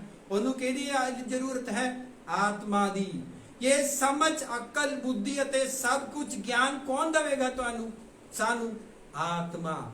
ਅੱਗੇ ਅਸੀਂ ਪੂਰਾ ਵਚਨ ਸੁਣਾਂਗੇ।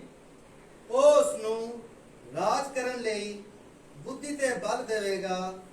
ਉਹ ਉਸ ਨੂੰ ਪ੍ਰਭੂ ਦਾ ਗਿਆਨ ਦਾ ਡਰ ਦੇਵੇਗਾ। ਉਸ ਦੀ ਖੁਸ਼ੀ ਪ੍ਰਭੂ ਵਿੱਚ ਡਰ ਰੱਖਣ ਵਿੱਚ ਹੋਵੇਗੀ। ਉਹ ਰਾਜਾ ਨਾ ਬਾਹਰੀ ਰੂਪ ਨੂੰ ਦੇਖ ਕੇ ਅਤੇ ਨਾ ਹੀ ਕੇਵਲ ਸੁਣੀਆਂ ਸੁਣਾਈਆਂ ਗੱਲਾਂ ਸੁਣ ਕੇ ਨਿਆਂ ਕਰੇਗਾ। ਹਾਲੇਲੂਇਆ।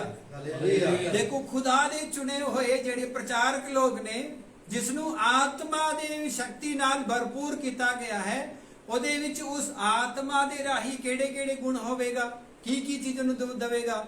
ਗਿਆਨ, ਬੁੱਧੀ, ਅਕਲ, ਸਮਝ। ਇੱਥੋਂ ਤੱਕ ਜਿਹੜੀਆਂ ਗੱਲਾਂ ਤੁਸੀਂ ਨਹੀਂ ਸੁਣਿਆ ਉਹ ਗੱਲਾਂ ਵੀ ਤੁਹਾਨੂੰ ਸੁਣਾਉਣਗੇ। ਕਿਹਦੇ ਸ਼ਕਤੀ ਨਾਲ? ਆਤਮਾ ਦੀ। ਆਪਣੀ ਸ਼ਕਤੀ ਨਾਲ ਨਹੀਂ, ਦੁਨਿਆਵੀ ਸ਼ਕਤੀ ਨਾਲ ਨਹੀਂ, ਆਪ ਖੁਦਾ ਦੀ ਸ਼ਕਤੀ ਨਾਲ, ਆਤਮਾ ਦੀ ਸ਼ਕਤੀ ਨਾਲ ਤੁਹਾਨੂੰ ਇਹ ਸਾਰੀਆਂ ਚੀਜ਼ਾਂ ਦੇਣਗੇ। ਤੇ ਇਸ ਲਈ ਖੁਦਾ ਦੇ ਪਵਿੱਤਰ ਕਲਾਮ ਦਾ ਪ੍ਰਚਾਰ ਕਰਨ ਦੇ ਲਈ ਸਾਨੂੰ ਆਤਮਾ ਦੀ ਸ਼ਕਤੀ ਦੀ ਜ਼ਰੂਰਤ ਹੈ। Hallelujah, hallelujah, hallelujah, hallelujah. ਇਸ ਗੱਲ ਨੂੰ ਸਾਰੇ ਸਮਝੋ। ਇਹ ਦੋਨੋਂ ਚੀਜ਼ਾਂ ਸੀ ਨਾ, ਅਸੀਂ ਸੈਪਰੇਟ ਨਹੀਂ ਕਰ ਸਕਦੇ, ਅਸੀਂ ਵੱਖ ਨਹੀਂ ਕਰ ਸਕਦੇ। ਖੁਦਾ ਦਾ ਵਚਨ ਦਾ ਪ੍ਰਚਾਰ, ਰੂਪਾਂਤਰਿਤ ਦੀ ਸ਼ਕਤੀ, ਇਹ ਦੋ ਚੀਜ਼ਾਂ ਅਸੀਂ ਅਲੱਗ ਨਹੀਂ ਕਰ ਸਕਦੇ। ਤੁਸੀਂ ਕੋਈ ਵੀ ਅਸ਼ੁੱਧ ਆਤਮਾ ਦੇ ਸ਼ਕਤੀ ਨਾਲ ਖੁਦਾ ਦਾ ਪ੍ਰਚਾਰ ਨਹੀਂ ਕਰ ਸਕਦੇ, ਤੁਹਾਡੇ ਤੇ ਪੈਣਗੇ। ਦੁਨਿਆਵੀ ਗਿਆਨ ਦੇ ਨਾਲ ਤੁਸੀਂ ਖੁਦਾ ਦਾ ਕਲਾਮ ਦਾ ਪ੍ਰਚਾਰ ਨਹੀਂ ਕਰ ਸਕਦੇ। ਅਸੀਂ ਕਹਿੰਦੇ ਆ ਅੰਗਰੇਜ਼ੀ ਦੇ ਵਿੱਚ breaking the word of God, ਯਾਨੀ ਖੁਦਾ ਦੇ ਕਲਾਮ ਦੇ ਬਾਰੇ ਪ੍ਰਚਾਰ ਕਰਨਾ ਹੈ, ਆਪਣੇ ਕਲਾਮ ਦੇ ਬਾਰੇ ਨਹੀਂ, ਮੇਰੇ ਸੋਚ ਸਮਝ ਦਿਮਾਗ ਦੇ ਬਾਰੇ ਨਹੀਂ।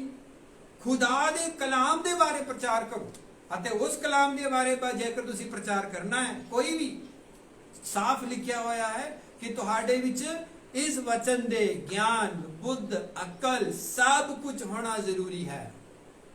ਸਮਝ ਆ ਗਿਆ? ਤੀਸਰਾ ਪੁਆਇੰਟ, ਆਤਮਾ ਦੀ ਸ਼ਕਤੀ ਸਾਨੂੰ ਇਸ ਲਈ ਜ਼ਰੂਰਤ ਹੈ ਤਾਂ ਕਿ ਅਸੀਂ ਖੁਦਾ ਦਾ ਵਚਨ ਦਾ ਪ੍ਰਚਾਰ ਕਰ ਸਕਾਂ।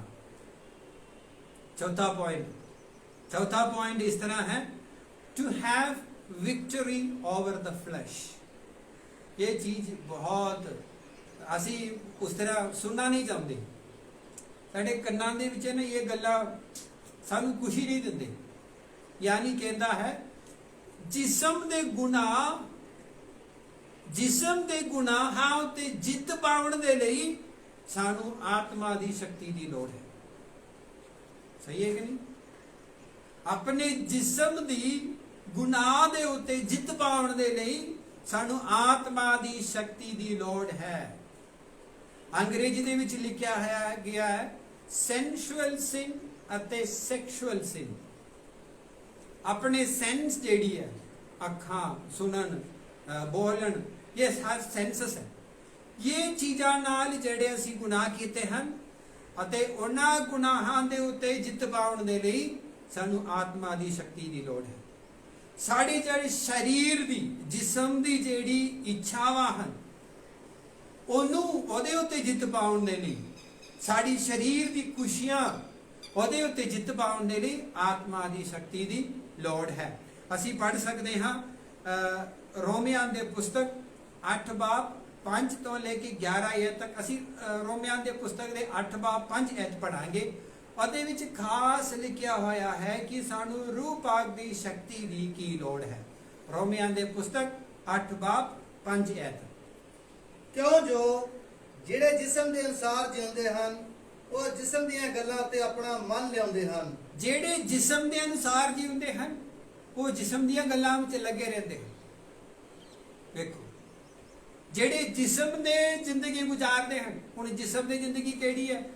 ਗਲਾਤੀਆਂ ਦੇ ਪੁਸਤਕ 5 ਬਾਬ 19 ਹੈ, ਸਾਫ਼ ਦੱਸਦਾ ਹੈ ਕਿ ਜਿਸਮ ਦੇ ਜ਼ਿੰਦਗੀ ਕਿਹੜੀ ਹੈ। ਗਲਾਤੀਆਂ ਦੇ ਪੁਸਤਕ 5 ਬਾਬ 19 ਹੈ। ਚੰਗੀ ਤਰ੍ਹਾਂ ਸੁਣੋ, ਸਾਫ਼ ਕੰਨ ਖੋਲ ਕੇ ਸੁਣੋ ਸਾਰੇ। ਹੁਣ ਜਿਸਮ ਦੇ ਕੰਮ ਸਪਸ਼ਟ ਹਨ। ਹੁਣ ਜਿਸਮ ਦੇ ਕੰਮ ਸਪਸ਼ਟ ਹਨ। ਹੁਣ ਤੁਸੀਂ ਸਪਸ਼ਟ ਨਾਲ ਹੀ ਸਾਰੇ ਸਮਝੋ, ਠੀਕ ਹੈ? ਮੈਂ ਨਹੀਂ ਕਿ ਨਹੀਂ ਫਾਦਰ ਜੀ ਐਵੇਂ ਪ੍ਰਚਾਰ ਕਰੀ ਜਾਂਦੇ, ਸਾਨੂੰ ਡਰਾਈ ਜਾਂਦੇ ਆ। ਚਲੋ, ਥੋੜਾ ਡਰਨਾ ਵੀ ਜ਼ਰੂਰੀ ਹੈ। ਖੁਦਾ ਦਾ ਵਚਨ ਸੁਣ ਕੇ ਡਰਨਾ ਵੀ ਜ਼ਰੂਰੀ ਹੈ। ਜਿਸਮ ਦੇ ਗੁਣ ਜਿਹੜੀ ਕੰਮ ਹਨ, ਇਹ ਸਪਸ਼ਟ ਹੈ। ਕਿਹੜੀ ਹੈ? ਹੁਣ ਚੰਗੀ ਤਰ੍ਹਾਂ ਪੜ੍ਹ ਕੇ ਸੁਣੋ। ਵਿਵਚਾਰ, ਹਾਂ, ਅਸ਼ੁੱਧਤਾ, ਅਯਾਸ਼ੀ, ਬਦਮਸਤੀ, ਮੂਰਤੀ ਪੂਜਾ, ਉੱਚਾ ਕਢਾਉਣੀਆਂ ਜਾਂ ਦੱਸਣੀਆਂ, ਜਾਦੂ ਟੂਣਾ, ਵੈਰ, ਝਗੜੇ, ਮਾਰਤਾੜ, ਈਰਖਾ, ਕ੍ਰੋਧ, ਸਵਾਰਥ, ਮਤਭੇਦ, ਧੜੇਬਾਜ਼ੀ, ਸਾੜਾ, ਕਤਲ, ਨਸ਼ੇਬਾਜ਼ੀ, ਮौज ਮਸਤੀ ਅਤੇ ਇਸ ਤਰ੍ਹਾਂ ਦੇ ਹੋਰ ਵੀ। ਇਹ ਸਾਰੇ ਸੁਣ ਕੇ ਨਾ ਦਿਮਾਗ ਸੁੰਨ ਹੋ ਜਾਂਦੇ ਹੈ। ਜਿਸਮ ਦੇ ਕੰਮ ਸਪਸ਼ਟ ਹਨ ਤੁਹਾਡੇ ਸਾਹਮਣੇ। ਬੈਠ ਕੇ ਨਾ ਬਾਈਬਲ ਖੋਲ ਕੇ ਪੜੋ, ਜਦੋਂ ਫ੍ਰੀ ਟਾਈਮ ਮਿਲਦੇ ਆ ਪੜ੍ਹ ਬੈਠ ਕੇ ਸੁਣੋ, ਪੜੋ। ਗਲਾਤੀਆਂ ਦੇ ਪੁਸਤਕ 5 ਬਾਬ 19 ਐਤ। ਕਿਹੜੇ ਕਿਹੜੇ ਗੁਨਾਹਾਂ ਤੇ ਪਾਪਾਂ ਹਨ ਜੋ ਅਸੀਂ ਰੋਜ਼ ਕਰਦੇ ਹਨ, ਜਿਹੜੀਆਂ ਜਿਸਮ ਦੇ ਗੁਨਾਹਾਂ ਹਨ। ਕਤਲ, ਮਾਰਪੀਟ, ਗੁੱਸਾ, ਸਭ ਕੁਝ ਹੈਗੀ ਹੈ। ਜਿੰਨੇ ਵੀ ਤੁਸੀਂ ਨਾ ਆਪਣੇ ਪਾਪਾਂ ਦੀ ਗਿਣਤੀ ਲਿਖ ਸਕਦੇ ਹਾਂ, ਇਹਦੇ ਵਿੱਚ ਆਊਗਾ। ਗਲਾਤੀਆਂ ਦੇ ਪੁਸਤਕ 5 ਬਾਬ 19 ਐਤ ਵਿੱਚ ਸਾਰੇ ਆ ਜਾਂਦੇ ਆ। ਇਹ ਸਾਰੀਆਂ ਚੀਜ਼ਾਂ ਕੀ ਹੈ? ਜਿਸਮ ਦੇ ਗੁਨਾਹਾਂ ਹਨ। ਤੁਸੀਂ ਇਹ ਸਾਰੇ ਦੂਰ ਕਰ ਸਕਦੇ ਆਪਣੀ ਸ਼ਕਤੀ ਨਾਲ, ਆਪਣੇ ਤਾਕਤ ਨਾਲ? ਇਹ ਸਾਰੀਆਂ ਚੀਜ਼ਾਂ ਤੁਸੀਂ ਦੂਰ ਕਰ ਸਕਦੇ? ਫਿਰ ਮੇਰਾ ਸਵਾਲ ਹੈ, ਇੰਨੇ ਸਾਲ ਤੁਸੀਂ ਕੋਸ਼ਿਸ਼ ਕੀਤੀ, ਦੂਰ ਹੋਇਆ ਕਿ ਨਹੀਂ? ਹਾਂਜੀ, ਦੂਰ ਹੋਇਆ ਕਿ ਨਹੀਂ? ਕਿੰਨੇ ਸਾਲ ਹੋ ਗਏ ਤੁਹਾਡੇ? 60 ਸਾਲ, 70 ਸਾਲ? ਹੁਣ ਵੀ ਜਿਸਮ ਦੇ ਗੁਨਾਹ ਤੋਂ ਤੁਸੀਂ ਮੁਕਤੀ ਨਹੀਂ ਹੋਇਆ ਤੁਹਾਡਾ? ਮੇਰਾ 44 ਇਅਰਸ ਹੋ ਗਿਆ। ਮੈਂ ਆਪਣੇ ਆਪ ਨੂੰ ਪੁੱਛਦਾ, ਫਾਦਰ ਜੀ ਕਿਉਂ ਹੋਇਆ ਤੁਹਾਡੇ ਜਿਸਮ ਦਾ ਗੁਨਾਹ ਹਜੇ ਤੱਕ ਖਤਮ ਨਹੀਂ ਹੋਏ? ਨਹੀਂ ਹੋਇਆ ਕਿਉਂਕਿ ਮੈਂ ਆਪਣੀ ਸ਼ਕਤੀ ਨਾਲ ਮੈਂ ਕਰ ਨਹੀਂ ਸਕਦਾ, ਮੈਂ ਦੂਰ ਨਹੀਂ ਕਰ ਸਕਦੇ। ਮੈਨੂੰ ਚਾਹੀਦੇ ਕੌਣ? ਆਤਮਾ ਦੀ ਸ਼ਕਤੀ। ਇਸ ਤੋਂ ਇਲਾਵਾ ਮੈਂ ਆਪਣੇ ਜਿਸਮ ਦੇ ਗੁਨਾਹਾਂ ਨੂੰ ਦੂਰ ਨਹੀਂ ਕਰ ਸਕਦੇ, ਉਹਦੇ ਉੱਤੇ ਮੈਂ ਜਿੱਤ ਨਹੀਂ ਪਾ ਸਕਦੇ। ਕੈਥੋਲਿਕ ਕਲੀਸਿਆ ਦੇ ਵਿੱਚ ਸੰਤ ਸੰਤਨੀਆਂ ਦੀ ਜ਼ਿੰਦਗੀ ਪੜ੍ਹ ਕੇ ਵੇਖੋ, ਜਦੋਂ ਉਹਨਾਂ ਨੂੰ ਜਿਸਮਾਨੀ ਖੁਆਇਸ਼ਾਂ, ਜਿਸਮਾਨੀ ਆਦਤਾਂ ਜਦੋਂ ਸੀ, ਉਹ ਦੂਰ ਕਰਨ ਦੇ ਲਈ ਉਹਨਾਂ ਨੇ ਬਹੁਤ ਸਾਰੇ ਤਿਆਗ ਕੀਤੇ, ਬਹੁਤ ਸਾਰੀ ਕੁਰਬਾਨੀਆਂ ਦਿੱਤੀਆਂ, ਫਿਰ ਉਹ ਸੰਤ ਬਣੇ। ਉਦਾਂ ਨਹੀਂ ਬਣਿਆ, ਉਦਾਂ ਰੋਟੀ ਖਾ ਕੇ ਢਿੱਡ ਭਰ ਕੇ ਉਹ ਕੋਈ ਸੰਤ ਨਹੀਂ ਬਣਿਆ। ਜਿਸਮ ਦੇ ਗੁਨਾਹਾਂ ਤੇ ਜਿੱਤ ਪਾਉਣ ਦੇ ਲਈ ਉਹਨੇ ਬਹੁਤ ਕਸ਼ਟ ਕੀਤੇ ਆ, ਫਿਰ ਉਹ ਸਾਰੇ ਖੁਦਾ ਦੇ ਸੰਤ ਬਣੇ। ਅੱਜ ਖੁਦਾ ਸਾਨੂੰ ਕਹਿੰਦੇ ਆ, ਜੇ ਤੁਹਾਡੇ ਵਿੱਚ ਜਿਸਮ ਦੇ ਗੁਨਾਹ ਹਨ, ਉਹਨਾਂ ਦੇ ਉੱਤੇ ਜਿੱਤ ਪਾਉਣ ਦੇ ਲਈ ਤੁਹਾਨੂੰ ਆਤਮਾ ਦੀ ਸ਼ਕਤੀ ਦੀ ਲੋੜ ਹੈ। ਕਿੱਦਾਂ ਸਾਨੂੰ ਸੁਣ ਕੇ ਚੰਗਾ ਲੱਗਦਾ? ਨਹੀਂ ਲੱਗਦਾ। ਫਾਦਰ ਜੀ ਬਸ ਕਰੋ, ਪ੍ਰਚਾਰ ਬਹੁਤ ਲੰਬਾ ਹੋ ਗਿਆ। ਸਹੀ ਹੈ ਕਿ ਨਹੀਂ? ਫਾਦਰ ਜੀ ਸਾਨੂੰ ਨੀਂਦ ਆ ਰਹੀ, ਸਾਨੂੰ ਕੰਮ ਕਰਨਾ ਹੈ ਘਰ ਦੇ ਵਿੱਚ। ਘਰ ਦੇ ਵਿੱਚ ਬੈਠੋ, ਇਹ ਪ੍ਰਚਾਰ ਸੁਣ ਕੇ ਤੁਸੀਂ ਕੰਮ ਕਰੋ, ਕੋਈ ਗੱਲ ਨਹੀਂ। ਲਾਸਟ ਪੁਆਇੰਟ ਹੈ, ਜੋ 5ਵਾਂ ਪੁਆਇੰਟ ਜੋ ਖੁਦਾ ਸਾਨੂੰ ਆਤਮਾ ਦੀ ਸ਼ਕਤੀ ਦੇ ਬਾਰੇ ਕਹਿੰਦੇ ਹਨ, ਉਹ ਹੈ ਪਵਿੱਤਰਤਾ। ਕੀ ਚੀਜ਼ ਹੈ? ਪਵਿੱਤਰਤਾ। रूह पाक, होली स्पिरिट। रूह जेड़ी है वो पाक है, जेड़ी रूह है वो पवित्र है। असी बाइबल दे विच पढ़ते हैं रूह पाक यानी पवित्र आत्मा। ये जो आत्मा है ये पवित्रता दी आत्मा है और किसी दा आत्मा नहीं है। तुहाडे विच जेड़ी आत्मा है अपनी डैडी दा आत्मा नहीं है, अपनी मम्मी दी आत्मा नहीं है, ये पवित्रता दी आत्मा है। बाइबल दे विच लिखिया है साफ, रोमियान दे पुस्तक पहली बाब 4 आयत, रोमियान दे पुस्तक पहले बाब 4 आयत विच लिखिया है जेड़ी आत्मा है वो पवित्रता दी आत्मा है। इसलिए जे तुहानू पवित्र होना है तुहानू पवित्र आत्मा स्वीकार करना जरूरी है। असी पढ़ के सुनांगे खुदा दा वचन रोमियान दे पुस्तक 1 बाब 4 आयत। ਅਤੇ ਪਵਿੱਤਰਤਾ ਦੇ ਰੂਪਾਕ ਅਨਸਾਰ ਮੁਰਦਿਆਂ ਵਿੱਚੋਂ ਆਪਣੇ ਫੇਰ ਜੀ ਉੱਠਣ ਨਾਲ ਸਮਰਥ ਵਿੱਚੋਂ ਖੁਦਾ ਦਾ ਬੇਟਾ ਅਤੇ ਸਾਡਾ ਪ੍ਰਭੂ ਐਲਾਨ ਕੀਤਾ ਗਿਆ ਹੈ। रूपाक कौन है? पवित्रता दे रूपाक, आम रूपाक नहीं है, पवित्रता दे रूपाक। हुण मैं मसीह विच प्यारे तुहानू ये गल मैं समझाना चाहुंदा कि जो भी पवित्र आत्मा दी वरदान दे लई दुआ मंगदे हैं, प्रार्थना करदे हैं, तुसी होर कोई मकसद नाल दुआ करोगे किसी नूं पवित्र आत्मा नहीं प्राप्त होवेगा। तुसी दुनिया विच मशहूर होने दे लई पवित्र आत्मा दी वरदान मंगो, नहीं मिलना। तुसी आचर्च काम करन दे लई, मिरेकल्स करन दे लई तुसी आत्मा दी शक्ति मांगो, तानू नहीं मिलूगा। तुसी दूसरियां दे विचों थोड़ा अलग दिखण दे लई, कुछ चंगे काम करन दे लई तुसी अपने आप नू थोड़ा उच्चा बनाउण दे लई आत्मा दी शक्ति मांगो, नहीं मिलने वाले। ਫਿਰ ਕਾਦੇ ਲਈ ਮੰਗਣਾ ਚਾਹੀਦਾ? ਪਵਿੱਤਰਤਾ ਦੇ ਲਈ ਆਤਮਾ ਦੀ ਸ਼ਕਤੀ ਮੰਗੋ, ਪਵਿੱਤਰ ਆਤਮਾ ਨੂੰ ਮੰਗੋ, ਉਹ ਤੁਹਾਨੂੰ ਮਿਲ ਜਾਵੇਗਾ। ਹੁਣ ਜਿਹੜੀ 4 ਪੁਆਇੰਟ ਅਸੀਂ ਪਹਿਲੇ ਅੱਗੇ ਦੇਖਿਆ ਸੀ, ਉਹ ਕਿਹੜਾ ਵਾ? ਖੁਦਾ ਦਾ ਸੁਭਾਅ ਨੂੰ ਅਪਣਾਉਣਾ ਅਤੇ ਆਪਣੇ ਬੁਲਾਹਟ ਦੇ ਵਿੱਚ ਜ਼ਿੰਦਗੀ ਗੁਜ਼ਾਰਨਾ, ਖੁਦਾ ਦੇ ਪਵਿੱਤਰ ਕਲਾਮ ਦਾ ਪ੍ਰਚਾਰ ਕਰਨਾ, ਜਿਸਮ ਦੇ ਗੁਨਾਹਾਂ ਤੇ ਜਿੱਤ ਪਾਉਣਾ। ਇਹ ਸਾਰੇ ਤੁਸੀਂ ਕਿਉਂ ਕਰਨਾ? ਕਿਉਂਕਿ ਮੈਂ ਤੇ ਤੁਸੀਂ ਪਵਿੱਤਰ ਹੋ ਸਕੀਏ। ਪਵਿੱਤਰ ਆਤਮਾ ਇਸ ਲਈ ਕਹਿੰਦੇ ਹਨ ਕਿਉਂਕਿ ਉਹ ਪਵਿੱਤਰਤਾ ਦੀ ਆਤਮਾ ਹੈ। ਇਸ ਲਈ ਮਸੀਹ ਵਿੱਚ ਪਿਆਰਿਓ, ਸਾਡਾ ਸੰਦੇਸ਼ ਅੱਜ ਇਹ ਹੈ। ਫਾਦਰ ਜੀ ਨਾ ਲੰਮਾ ਚੌੜਾ ਕਲਾਸ ਲਗਾਇਆ, ਇਹ ਛੋਟੀ ਜੀ ਗੱਲ ਕਹਿਣ ਦੇ ਲਈ ਨਹੀਂ, ਇਹ ਸਮਝਾਉਣ ਦੇ ਲਈ ਮੈਂ ਤੁਹਾਨੂੰ ਐਡਾ ਵੱਡਾ ਲੰਬਾ ਪ੍ਰਚਾਰ ਤੁਹਾਡੇ ਸਾਹਮਣੇ ਕੀਤਾ, ਤਾਂ ਕਿ ਸਾਨੂੰ ਰੂਹ ਪਾਕ ਨੂੰ ਸਵੀਕਾਰ ਕਰਨ ਦੇ ਲਈ ਜਿਹੜੀ ਪਵਿੱਤਰਤਾ ਦੀ ਆਤਮਾ ਹੈ, ਸਿਰਫ ਉਸ ਆਤਮਾ ਨੂੰ ਸਵੀਕਾਰ ਕਰਨ ਦੇ ਲਈ ਪ੍ਰਾਰਥਨਾ ਕਰਨਾ ਚਾਹੀਦਾ। ਸਾਡੇ ਵਿੱਚ ਰੂਹ ਪਾਕ ਹੈ, ਸਾਡੇ ਵਿੱਚ ਉਹ ਕੰਮ ਕਰਦਾ ਹੈ।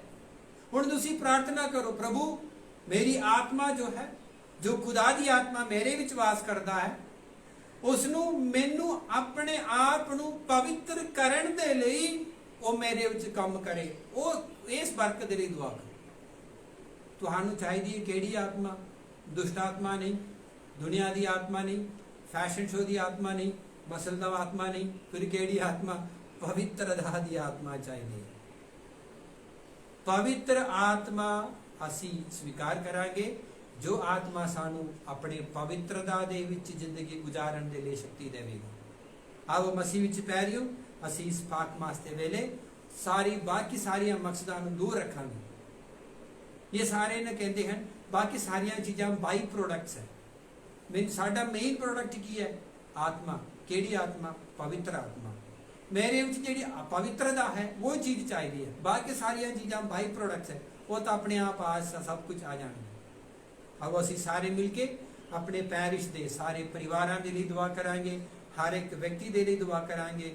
ਸਾਡੇ ਚਰਚ ਦੇ ਵਿੱਚ ਵੀ ਫਾਦਰ ਜੀ, ਸਿਸਟਰਾਂ, ਮੁਨਾਦਾ, ਸਾਡੇ ਕੁਆਇਰ ਮੈਂਬਰਸ, ਯੂਥ, ਬੱਚੇ, ਮਰੀਮ ਸੈਨਾ ਦੇ ਮੈਂਬਰਾਂ, ਵਿੰਸੈਂਟ ਡੀ ਪੌਲ ਦੇ ਮੈਂਬਰਾਂ, ਪੈਰਿਸ਼ ਕਾਉਂਸਲ ਦੇ ਮੈਂਬਰਾਂ, ਸਾਰੇ ਸਾਡੇ ਪਰਿਵਾਰਾਂ, ਉਹਨਾਂ ਸਾਰਿਆਂ ਦੇ ਲਈ ਜੋ ਖੁਦਾ ਨੂੰ ਪਿਆਰ ਕਰਨ ਵਾਲੇ ਹਨ। ਯਾਦ ਰੱਖੋ, ਮੈਂ ਸ਼ੁਰੂਆਤ ਵਿੱਚ ਕਿਹਾ, ਜੋ ਖੁਦਾ ਨੂੰ ਪਿਆਰ ਕਰਨ ਵਾਲੇ ਹਨ, ਖੁਦਾ ਦੇ ਹੁਕਮਾਂ ਨੂੰ ਪਾਲਣ, ਉਹਦੇ ਅਨੁਸਾਰ ਚੱਲਣ ਵਾਲੇ ਹਨ, ਉਹਨਾਂ ਸਾਰਿਆਂ ਨੂੰ ਪਵਿੱਤਰ ਆਤਮਾ ਦੀ ਪਵਿੱਤਰਤਾ ਦੀ ਸ਼ਕਤੀ ਪ੍ਰਾਪਤ ਹੋ ਜਾਵੇ।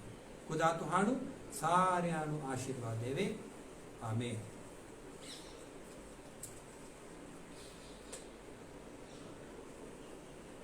ਆਓ ਅਸੀਂ ਆਪਣੇ ਵਿਸ਼ਵਾਸ ਦੇ ਨਾਲ ਆਪਣੇ ਵਿਸ਼ਵਾਸ ਦਾ ਪ੍ਰਗਟਾਵਾ ਕਰੀਏ। ਰਸੂਲਾਂ ਦਾ ਕਲਮਾ। ਮੈਂ ਖੁਦਾ ਤੇ ਮਾਨ ਰੱਖਦਾ ਹਾਂ, ਜਿਹੜਾ ਬਾਪ ਪੂਰੀ ਕੁਦਰਤ ਵਾਲਾ, ਅਸਮਾਨ ਤੇ ਜ਼ਮੀਨ ਦਾ ਪੈਦਾ ਕਰਨ ਵਾਲਾ ਹੈ।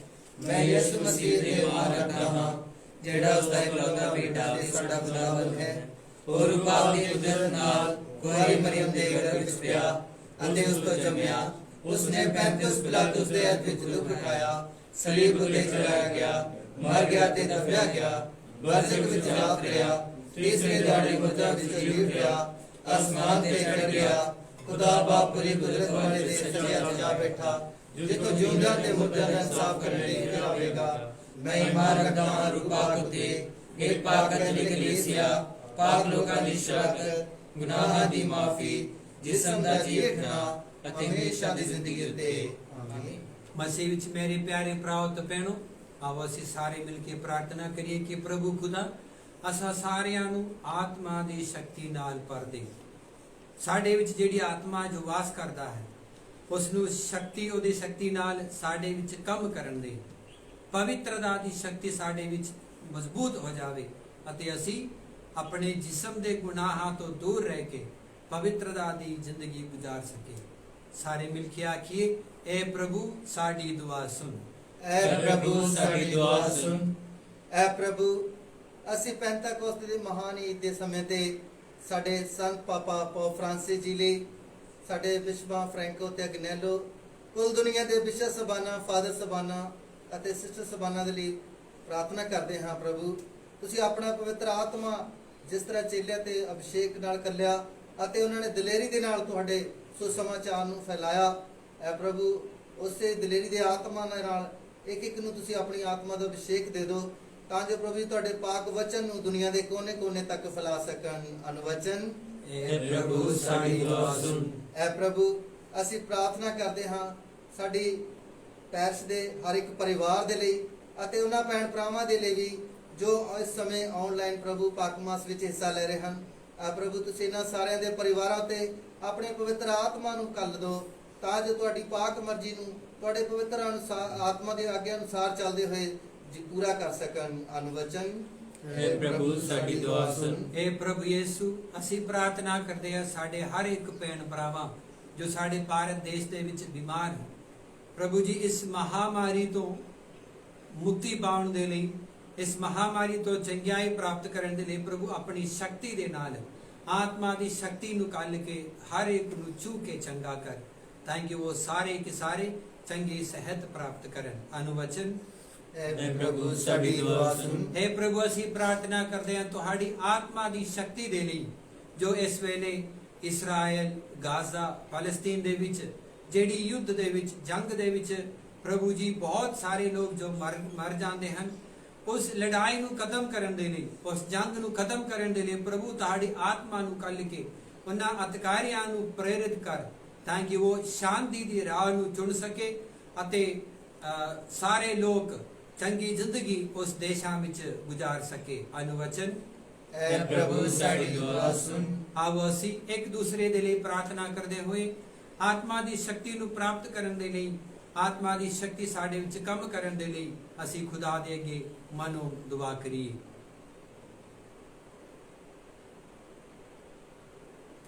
ਇਹ ਸਾਰੀਆਂ ਦੁਆਵਾਂ ਅਸੀਂ ਖੁਦਾ ਤੁਹਾਡੇ ਪਵਿੱਤਰ ਚਰਨਾਂ ਵਿੱਚ ਅਸੀਂ ਲੈ ਕੇ ਆਏ ਹਾਂ। हे पिता परमेश्वर, साड़ियां इन्हें सारी ख्वाहिशां नु प्रभु यीशु मसीह दे शक्ति नाल पूरिया कर। असीं मंगदे हां अपने प्रभु यीशु मसीह दे राही। आमीन। चढ़ावे दी गीत।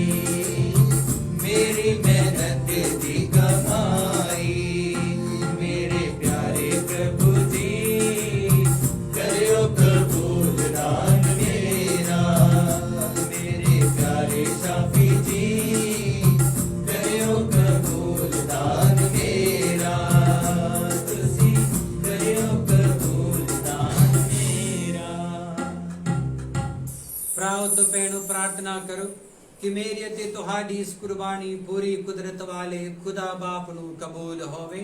प्रभु इस कुर्बानी नू तुहाडे हत्थां दे विचों अपने नाम दी उस्तत ते वडियाई दे लई नाले साडे अते सारी पाक कलीसिया दे भले लई कबूल करे।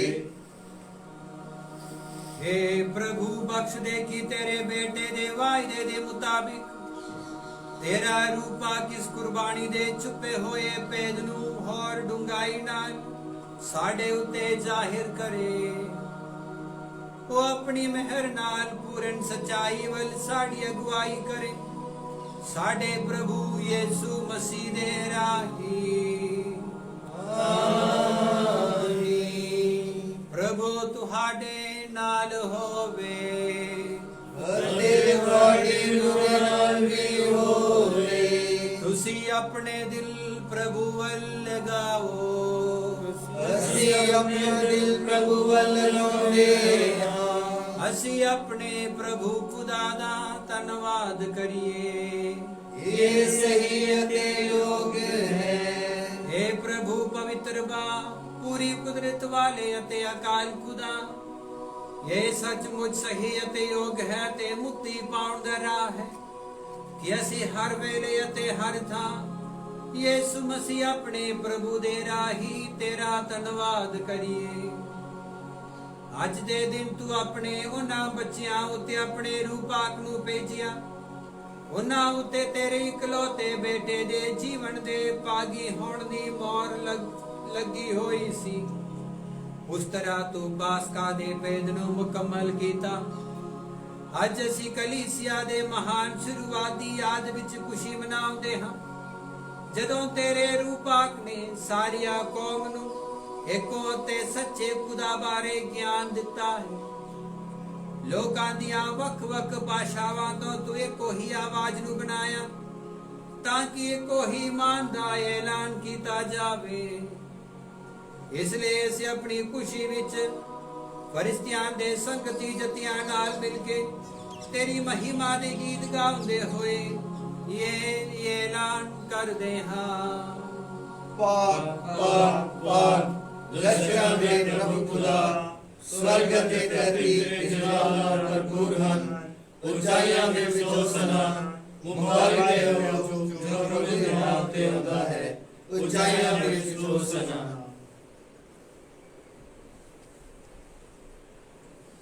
ਅੱਜ ਦੇ ਦਿਨ ਅਸੀਂ ਕਲੀਸਿਆ ਦੇ ਸਿੱਖਿਆਵਾਂ ਦੇ ਅਨੁਸਾਰ ਯੂਕਰਿਸਤ ਦਾ ਪਹਿਲਾ ਯੂਕਰਿਸਟਿਕ ਪ੍ਰੇਅਰ ਅਸੀਂ ਪੜਾਂਗੇ। ਇਸ ਯੂਕਰਿਸਟ ਪ੍ਰੇਅਰ ਦੇ ਵਿੱਚ ਖੁਦਾ ਸਾਨੂੰ ਸੱਦਾ ਦਿੰਦਾ ਹੈ ਆਪਣੇ ਆਪ ਨੂੰ ਖੁਦਾ ਦੇ ਹਜ਼ੂਰੀ ਵਿੱਚ ਸੌਂਪਦੇ ਹੋਏ ਖੁਦਾ ਦੀ ਦੁੱਖ ਭੋਗ ਨੂੰ, ਸਲੀਬੀ ਮੌਤ ਅਤੇ ਜੀ ਉਠਣ ਅਤੇ ਰੂਪਾਕ ਨੂੰ ਕੱਲਣ ਦੀ ਯਾਦਗਾਰੀ ਦੇ ਲਈ ਸਾਨੂੰ ਸੱਦਾ ਹੈ। ਆਓ ਅਸੀਂ ਆਪਣੇ ਮਨਾਂ ਦੇ ਵਿੱਚ ਆਤਮਾ ਦੀ ਸ਼ਕਤੀ ਦੇ ਲਈ ਪ੍ਰਾਰਥਨਾ ਕਰਦੇ ਹੋਏ पाक मास्ती इस पाक यूकरिस्ती प्रार्थना विच हिस्सा लईए।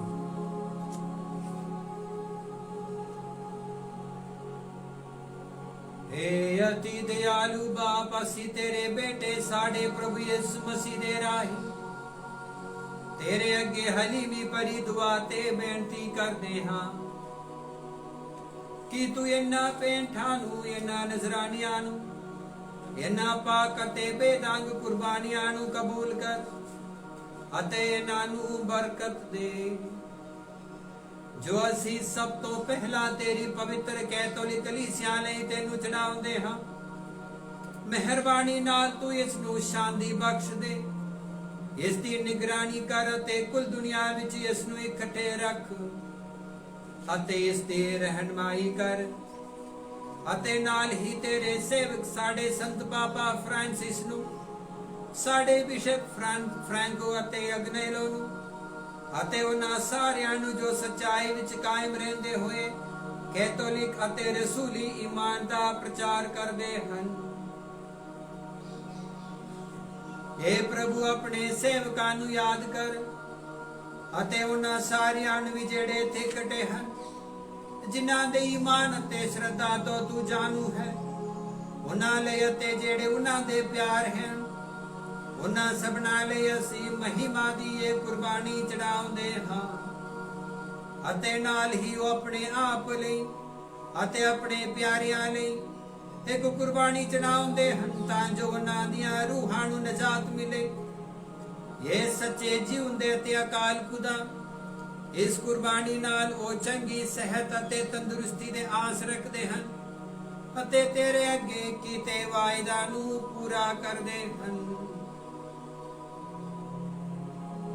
ਅਸੀਂ ਪੰਤਕੁਸਤਾ ਦੇ ਉਸ ਪਵਿੱਤਰ ਦਿਨ ਦੇ ਜਸ਼ਨ ਮਨਾਉਂਦੇ ਹਾਂ ਜਦੋਂ ਰੂਪਾਕ ਅੱਗ ਦੀਆਂ ਜੀਵਾਂ ਦੇ ਰੂਪ ਵਿੱਚ ਰਸੂਲਾਂ ਤੇ ਉਤਰਿਆ ਸੀ।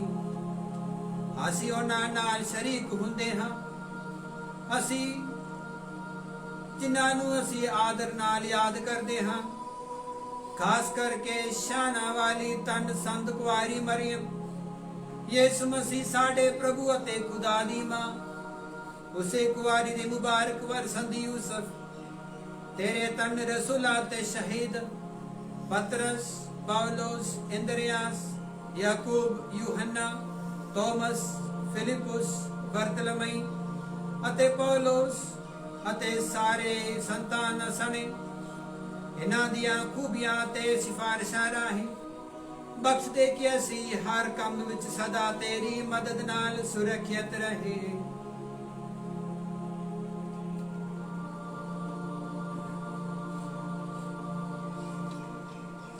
ਇਹ ਖੁਦਾ ਅਸੀਂ ਬੇਨਤੀ ਕਰਦੇ ਹਾਂ, ਤੂੰ ਕਿਰਪਾ ਕਰਕੇ ਇਸ ਨਜ਼ਰਾਨੇ ਨੂੰ ਬਰਕਤ ਦੇ, ਇਸ ਨੂੰ ਕਬੂਲ ਕਰ ਅਤੇ ਹਰ ਪੱਖੋਂ ਇਸ ਨੂੰ ਮਨਜ਼ੂਰ ਕਰ, ਇਸ ਨੂੰ ਰੂਹਾਨੀਅਤ ਤੇ ਪਰਵਾਨਯੋਗ ਬਣਾ, ਤਾਂ ਜੋ ਇਹ ਸਾਡੇ ਪ੍ਰਭੂ ਤੇਰੇ ਬੇਹੱਦ ਪਿਆਰੇ ਇਸ ਮਸੀਹ ਦਾ ਬਦਨ ਅਤੇ ਲਹੂ ਬਣ ਜਾਵੇ।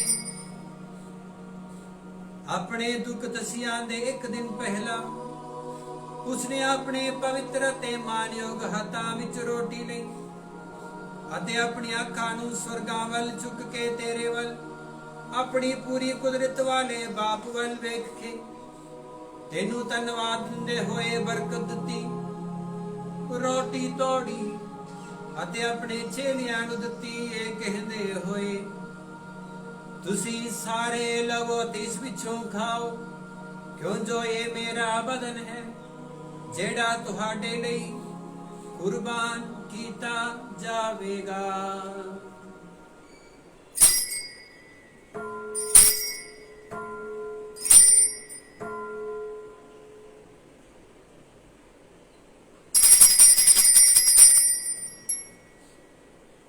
ਇਸੇ ਤਰ੍ਹਾਂ ਭੋਜਨ ਕਰਨ ਦੇ ਬਾਅਦ ਉਸਨੇ ਆਪਣੇ ਪਵਿੱਤਰ ਤੇ ਮਾਨਯੋਗ ਹੱਥਾਂ ਵਿੱਚ ਬਹੁਮੁੱਲਾ ਪਿਆਲਾ ਲਿਆ।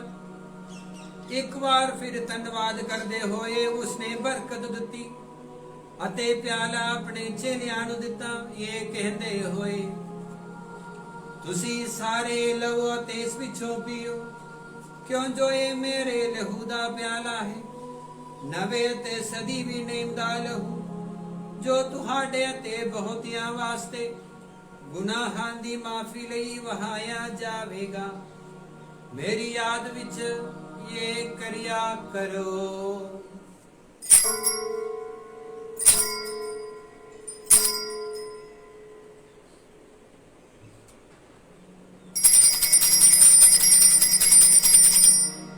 ਈਮਾਨ ਦਾ ਭੇਦ। ਐ ਪ੍ਰਭੂ, ਅਸੀਂ ਤੇਰੀ ਮੌਤ ਦਾ ਐਲਾਨ ਕਰਦੇ ਹਾਂ ਅਤੇ ਤੇਰੀ ਜੀ ਉੱਠਣ ਦੀ ਮੁਨਾਦੀ ਕਰਦੇ ਹਾਂ ਜਦ ਤੱਕ ਤੂੰ ਫਿਰ ਆਵੇਂਗਾ। ਇਸ ਲਈ ਇਹ ਪ੍ਰਭੂ, ਅਸੀਂ ਸਾਡੇ ਪ੍ਰਭੂ ਯਿਸੂ ਮਸੀਹ ਤੇਰੇ ਬੇਟੇ ਦੇ ਬਰਕਤ ਦੇਣ ਵਾਲੇ ਦੁੱਖ ਤਸੀਆਂ, ਮੁਰਦਿਆਂ ਵਿੱਚੋਂ ਜੀ ਉੱਠਣ ਤੇ ਜਲਾਲੀ ਸੁਰਗ ਵਿੱਚ ਜਾਣ ਨੂੰ ਮਨਾਉਂਦੇ ਹਾਂ। ਅਸੀਂ ਤੇਰੇ ਸੇਵਕ ਤੇ ਤੇਰੇ ਪਾਕ ਲੋਕ ਤੇਰੇ ਜਲਾਲੀ ਪ੍ਰਤਾਪੀ ਦੇ ਅੱਗੇ ਸਾਨੂੰ ਦਿੱਤੀਆਂ ਤੇਰੀਆਂ ਦਾਤਾਂ ਵਿੱਚੋਂ ਇੱਕ ਸ਼ੁੱਧ ਕੁਰਬਾਨੀ ਦਾ ਲੇਲਾ, ਪਾਕ ਲੇਲਾ ਤੇ ਬੇਦਾਗ ਲੇਲਾ ਤੈਨੂੰ ਚੜਾਉਂਦੇ ਹਾਂ, ਜੋ ਸਾਡੇ ਲਈ ਸਦੀਵੀ ਜੀਵਨ ਦੀ ਪਾਕ ਰੋਟੀ ਅਤੇ ਹਮੇਸ਼ਾ ਤੀਕਰ ਰਹਿਣ ਲਈ ਨਜ਼ਾਤ ਦਾ ਪਿਆਲਾ ਹੈ। ਇਹਨਾਂ ਉਤੇ ਖੁਸ਼ੀ ਅਤੇ ਮਿਹਰ ਭਰੀ ਨਜ਼ਰ ਵਾਲੇ ਦੇ ਅਤੇ ਇਸ ਪਵਿੱਤਰ ਕੁਰਬਾਨੀ ਅਤੇ ਬੇਦਾਗ ਲੇਲੇ ਨੂੰ ਕਬੂਲ ਕਰ, ਜਿਵੇਂ ਤੂੰ ਆਪਣੇ ਧਰਮੀ ਸੇਵਕ ਹਾਬੇਲ ਦੇ ਤੋਹਫਿਆਂ ਨੂੰ, ਈਮਾਨ ਵਿੱਚ ਸਾਡੇ ਬਾਪ ਅਬਰਾਹਮ ਦੀ ਕੁਰਬਾਨੀ ਨੂੰ ਅਤੇ ਆਪਣੇ ਮਹਾਪੁਰੋਹਿਤ ਮਲਕੀਸੇਦੇਕ ਦੇ ਨਜ਼ਰਾਨੇ ਨੂੰ ਖੁਸ਼ੀ ਨਾਲ ਕਬੂਲ ਕੀਤਾ ਹੈ। ਇਹ ਪੂਰੀ ਕੁਦਰਤ ਵਾਲੇ ਖੁਦਾ, ਅਸੀਂ ਨਿਮਰਤਾ ਨਾਲ ਤੇਰੇ ਅੱਗੇ ਬੇਨਤੀ ਕਰਦੇ ਹਾਂ ਕਿ ਤੂੰ ਇਹ ਹੁਕਮ ਦੇ ਕਿ ਇਹ ਨਜ਼ਰਾਨੇ ਸਵਰਗ ਵਿੱਚ ਤੇਰੇ ਪਾਕ ਅਲਤਾਰ ਉਤੇ ਤੇਰੇ ਇਲਾਹੀ ਪ੍ਰਤਾਪ ਦੀਆਂ ਨਜ਼ਰਾਂ ਵਿੱਚ ਤੇਰੇ ਪਾਕ ਫਰਿਸ਼ਤੇ ਦੇ ਹੱਥਾਂ ਦੁਆਰਾ ਪਹੁੰਚ ਦਿੱਤੇ ਜਾਣ, ਤਾਂ ਜੋ ਅਸੀਂ ਸਾਰੇ ਜੋ ਤੇਰੇ ਅਲਤਾਰ ਤੋਂ ਤੇਰੇ ਬੇਟੇ ਦੇ ਸਭ ਤੋਂ ਪਵਿੱਤਰ ਬਦਨ ਅਤੇ ਲਹੂ ਦੇ ਹਿੱਸੇਦਾਰ ਹੁੰਦੇ ਹਾਂ, ਹਰ ਕਿਸਮ ਦੇ ਫਸਲ ਅਤੇ ਸਵਰਗੀ ਬਰਕਤਾਂ ਨਾਲ ਭਰਪੂਰ ਹੋ ਜਾਈਏ। हे प्रभु, ਅਸੀਂ ਉਹਨਾਂ ਸੇਵਕਾਂ ਤੇ ਸੇਵਕਿਆਂ ਨੂੰ ਯਾਦ ਕਰ ਜੋ ਸਾਡੇ ਤੋਂ ਪਹਿਲਾਂ ਈਮਾਨ ਦੇ ਨਿਸ਼ਾਨ ਨਾਲ ਅੱਗੇ ਲੰਘੇ ਗਏ ਹਨ ਅਤੇ ਸ਼ਾਂਤੀ ਦੀ ਨੀਂਦ ਵਿੱਚ ਆਰਾਮ ਕਰ ਰਹੇ ਹਨ। हे प्रभु, ਅਸੀਂ ਬੇਨਤੀ ਕਰਦੇ ਹਾਂ ਕਿ ਤੂੰ ਇਹਨਾਂ ਨੂੰ ਅਤੇ ਉਹਨਾਂ ਸਾਰਿਆਂ ਨੂੰ ਜਿਹੜੇ ਯਿਸੂ ਮਸੀਹ ਵਿੱਚ ਸੋ ਰਹੇ ਹਨ ਤਾਜ਼ਗੀ, ਚਾਨਣ ਅਤੇ ਸ਼ਾਂਤੀ ਦਾ ਅਤਾ ਬਖਸ਼ ਦੇ। ਅਸੀਂ ਵੀ ਜੋ ਤੇਰੇ ਗੁਨਾਹਗਾਰ ਸੇਵਕ ਜੋ ਤੇਰੀਆਂ ਭਰਪੂਰ ਰਹਿਮਤਾਂ ਤੇ ਉਮੀਦ ਰੱਖਦੇ ਹਨ, ਤੇਰੇ ਤਨ ਰਸੂਲਾਂ ਤੇ ਸ਼ਹੀਦਾਂ ਦੀ ਸਾਂਝ ਵਿੱਚ ਕੁਝ ਹਿੱਸਾ ਮੰਗਦੇ ਹਨ। ਸੰਤ ਯੂਹੰਨਾ ਬਪਤਿਸਮਾ ਦੇਣ ਵਾਲਾ, ਸੰਤ ਸਟੀਫਨ, ਮਤੀਆਸ, ਬਰਨਬਾਸ, ਇਗਨਾਸੀਅਸ ਅਤੇ ਸਾਰੇ ਸੰਤਾਂ ਦੀ ਸੰਗਤਾਂ ਵਿੱਚ हे प्रभु, ਅਸੀਂ ਇਹ ਮੰਗਦੇ ਹਾਂ ਕਿ ਤੂੰ ਸਾਡੀਆਂ ਖੂਬੀਆਂ ਦੇ ਕਾਰਨ ਨਹੀਂ ਸਗੋਂ ਤੇਰੀ ਅਪਾਰ ਦਇਆ ਨਾਲ ਸਾਡੇ ਪਾਪਾਂ ਨੂੰ ਮਾਫ ਕਰਕੇ ਉਹਨਾਂ ਦੀ ਸੰਗਤ ਵਿੱਚ ਸਾਨੂੰ ਦਾਖਲ ਕਰ। ਸਾਡੇ ਪ੍ਰਭੂ ਯਿਸੂ ਮਸੀਹ ਦੇ ਰਾਹੀਂ, ਜਿਸ ਦੇ ਰਾਹੀਂ ਤੂੰ ਖੁਦਾ ਸਭ ਚੰਗੀਆਂ ਚੀਜ਼ਾਂ ਨੂੰ ਰਚਨਾ ਕਰਦਾ ਹੈ, ਸਭ ਨੂੰ ਪਵਿੱਤਰ ਕਰਦਾ ਹੈ, ਜੀਵਨ ਦਿੰਦਾ ਹੈ ਅਤੇ ਬਰਕਤ ਦੇ ਕੇ ਸਾਡੇ ਲਈ ਬਹਾਲ ਕਰਦਾ ਹੈ।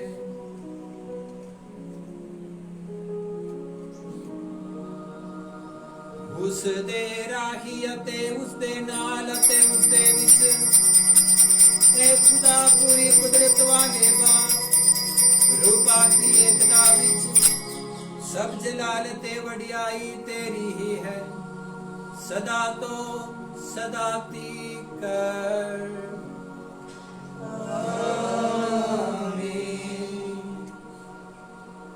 ਆਓ ਅਸੀਂ ਸਾਰੇ ਮਿਲ ਕੇ ਪਿਤਾ ਪਰਮੇਸ਼ਵਰ ਤੇ ਭਰੋਸਾ ਰੱਖਦੇ ਹੋਏ ਉਹਨਾਂ ਸ਼ਬਦਾਂ ਵਿੱਚ ਪ੍ਰਾਰਥਨਾ ਕਰੀਏ ਜਿਸ ਤਰ੍ਹਾਂ ਸਾਡੇ ਪ੍ਰਭੂ ਯਿਸੂ ਮਸੀਹ ਨੇ ਸਾਨੂੰ ਸਿਖਾਇਆ ਹੈ। ਇਹ ਸਾਡੇ ਬਾਪ ਜਿਹੜਾ ਤੂੰ ਅਸਮਾਨ ਤੇ ਹੈ, ਤੇਰਾ ਨਾਮ ਪਾਕ ਮੰਨਿਆ ਜਾਵੇ, ਤੇਰਾ ਰਾਜ ਆਵੇ, ਤੇਰੀ ਮਰਜ਼ੀ ਜਿਸ ਤਰ੍ਹਾਂ ਅਸਮਾਨ ਤੇ ਪੂਰੀ ਹੁੰਦੀ ਹੈ ਜ਼ਮੀਨ ਤੇ ਵੀ ਹੋਵੇ। ਸਾਡੇ ਰੋਜ਼ ਦੀ ਰੋਟੀ ਸਾਨੂੰ ਦੇ, ਸਾਡੇ ਕਸੂਰ ਸਾਨੂੰ ਮਾਫ ਕਰ ਜਿਸ ਤਰ੍ਹਾਂ ਅਸੀਂ ਆਪਣੇ ਕਸੂਰਵਾਰਾਂ ਨੂੰ ਮਾਫ ਕਰਦੇ ਹਾਂ। ਸਾਨੂੰ ਅਜ਼ਮਾਇਸ਼ ਵਿੱਚ ਨਾ ਪਾ ਸਗੋਂ ਬੁਰਾਈ ਤੋਂ ਬਚਾ। हे प्रभु, ਅਸੀਂ ਪ੍ਰਾਰਥਨਾ ਕਰਦੇ ਹਾਂ ਸਭ ਬੁਰਾਈਆਂ ਤੋਂ ਸਾਨੂੰ ਬਚਾ, ਆਪਣੇ ਰਹਿਮ ਨਾਲ ਸਾਡੇ ਸਮੇਂ ਵਿੱਚ ਸ਼ਾਂਤੀ ਦੇ, ਤਾਂ ਜੋ ਤੇਰੀ ਦਇਆ ਦੀ ਮਦਦ ਨਾਲ ਅਸੀਂ ਹਮੇਸ਼ਾ ਗੁਨਾਹ ਤੋਂ ਮੁਕਤ ਰਹੀਏ ਅਤੇ ਹਰ ਮੁਸੀਬਤ ਤੋਂ ਸੁਰੱਖਿਅਤ ਰਹੀਏ। ਜਿਵੇਂ ਮੁਬਾਰਕ ਉਮੀਦ ਰੱਖਦੇ ਹੋਏ ਅਸੀਂ ਯਿਸੂ ਮਸੀਹ ਸਾਡੇ ਮੁਕਤੀਦਾਤੇ ਦੇ ਆਉਣ ਦੀ ਉਡੀਕ ਕਰਦੇ ਹਾਂ। ਕਿਉਂ ਜੋ ਰਾਜ ਕੁਦਰਤ ਤੇ ਨਾਲ ਯੁਗ ਯੁਗ ਤੇਰਾ ਹੀ ਹੈ। हे प्रभु यीशु मसीह, तू अपने रसूलां ਨੂੰ ਆਖਿਆ, ਮੈਂ ਤੁਹਾਨੂੰ ਸ਼ਾਂਤੀ ਦਿੰਦਾ ਹਾਂ, ਆਪਣੀ ਸ਼ਾਂਤੀ ਮੈਂ ਤੁਹਾਨੂੰ ਪ੍ਰਦਾਨ ਕਰਦਾ ਹਾਂ। ਤੂੰ ਸਾਡੇ ਗੁਨਾਹਾਂ ਨੂੰ ਨਹੀਂ ਸਗੋਂ ਆਪਣੀ ਕਲੀਸਿਆ ਦੇ ਈਮਾਨ ਨੂੰ ਵੇਖ ਅਤੇ ਉਸ ਨੂੰ ਆਪਣੀ ਮਰਜ਼ੀ ਮੁਤਾਬਿਕ ਸ਼ਾਂਤੀ ਅਤੇ ਏਕਤਾ ਪ੍ਰਦਾਨ ਕਰ। ਤੂੰ ਜੋ ਜੀਵਦਾ ਤੇ ਰਾਜ ਕਰਦਾ ਹੈ ਸਦਾ ਤੋਂ ਸਦਾ ਤੀਕ।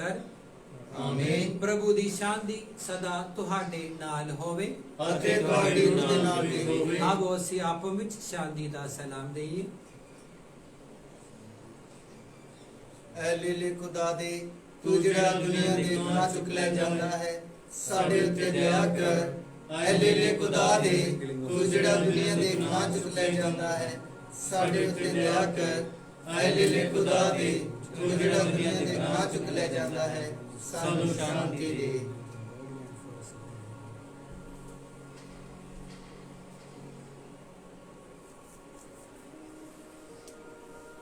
ਵੇਖੋ ਖੁਦਾ ਦਾ ਲੇਲਾ, ਇਹਨੂੰ ਵੇਖੋ ਜਿਹੜਾ ਸੰਸਾਰ ਦੇ ਗੁਨਾਹ ਚੁੱਕ ਲੈ ਜਾਂਦਾ ਹੈ। ਤਨ ਉਹ ਜਿਹੜੇ ਉਸ ਤੇ ਭੋਜਨ ਤੇ ਸੱਦੇ ਗਏ ਹਨ। ਪ੍ਰਭੂ, ਮੈਂ ਸਯੋਗ ਨਹੀਂ ਹਾਂ ਕਿ ਤੂੰ ਮੇਰੇ ਛੱਤ ਲੈ ਆਵੇਂ, ਪਰ ਇੱਕ ਹੀ ਸ਼ਬਦ ਆ ਅਤੇ ਮੇਰੀ ਰੂਹ ਚੰਗੀ ਹੋ ਜਾਵੇਗੀ। ਪ੍ਰਭੂ ਯਿਸੂ ਮਸੀਹ ਦਾ ਪਵਿੱਤਰ ਬਦਨ ਅਤੇ ਲਹੂ ਸਾਨੂੰ ਸਦੀ ਵੀ ਜੀਵਨ ਪ੍ਰਦਾਨ ਕਰੇ। ਆਮੀਨ। ਦੁਆ ਪਾਕ ਸ਼ਕਤ ਲੈਣ ਤੋਂ ਪਹਿਲਾਂ ਐ ਮੁਬਾਰਕ ਮਰੀਮ, ਤੇਰਾ ਪਿਆਰਾ ਬੇਟਾ ਰੋਟੀ ਦੇ ਰੂਪ ਵਿੱਚ ਸਾਡੇ ਦਿਲਾਂ ਵਿੱਚ ਆਉਣ ਵਾਲਾ ਹੈ। ਸਾਡੇ ਲਈ ਦੁਆ ਕਰ ਤਾਂ ਕਿ ਅਸੀਂ ਵੀ ਤੇਰੇ ਵਾਂਗੂ ਸੁਮਨੀਏ ਅਤੇ ਪਿਆਰ ਕਰੀਏ। ਐ ਸੰਤ ਯੂਸੁਫ, ਜਿਸ ਤਰ੍ਹਾਂ ਤੂੰ ਖੁਸ਼ੀ ਨੂੰ ਪਾਲਿਆ, ਉਸੇ ਤਰ੍ਹਾਂ ਸਾਨੂੰ ਵੀ ਉਸ ਦੀ ਸੇਵਾ ਕਰਨੀ ਸਿਖਾ। ਆਮੀਨ।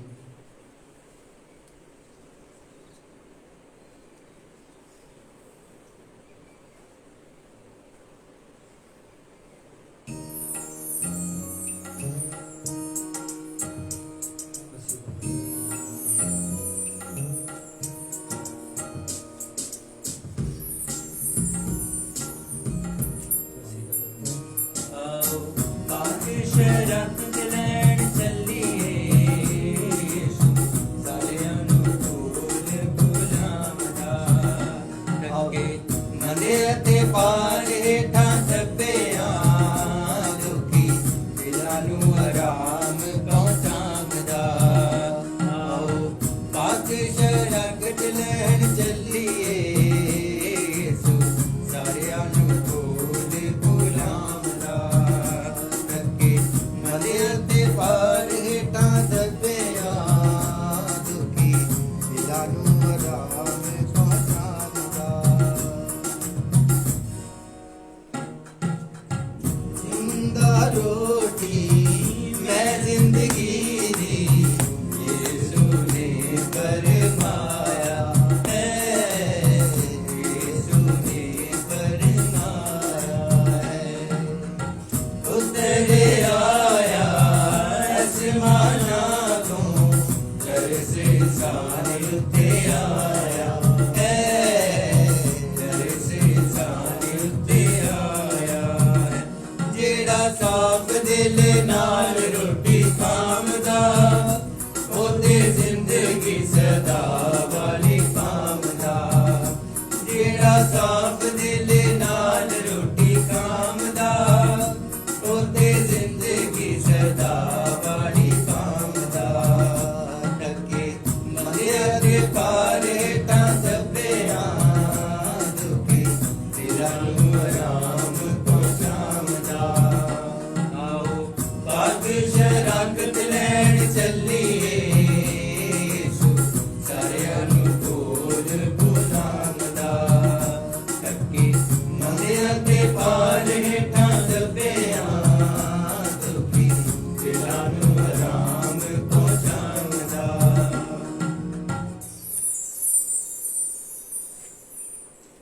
ਉਹ ਸਭ ਰੂਪਕ ਨਾਲ ਭਰ ਗਏ ਅਤੇ ਉਹਨਾਂ ਨੇ ਖੁਦਾ ਦੇ ਮਹਾਨ ਕੰਮ ਦਾ ਬਿਆਨ ਕੀਤਾ। ਹਾਲੇਲੂਇਆ। ਅਸੀਂ ਪ੍ਰਾਰਥਨਾ ਕਰੀਏ। हे ਪ੍ਰਭੂ ਖੁਦਾ, ਤੂੰ ਆਪਣੀ ਕਲੀਸਿਆ ਉੱਤੇ ਸਵਰਗੀ ਦਾਤ ਬਖਸ਼ ਦੇ।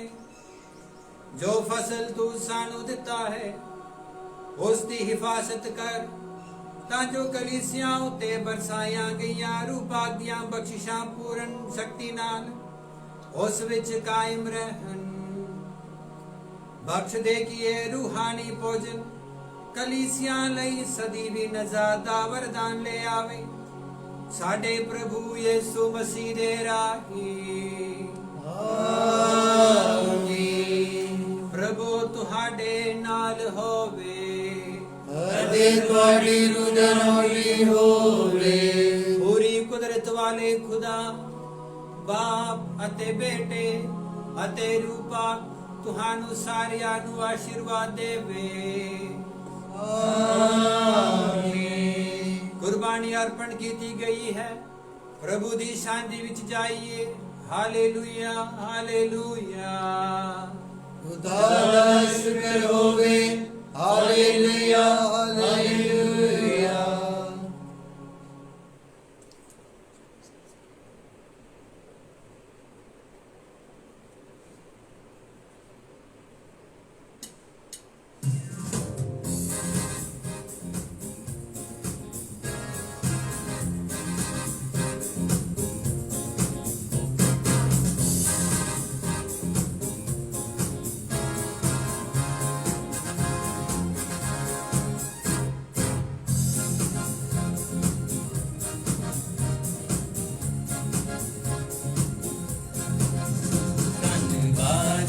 भेंट चढ़ाए, सच्चे रब दा शुक्र मनाए।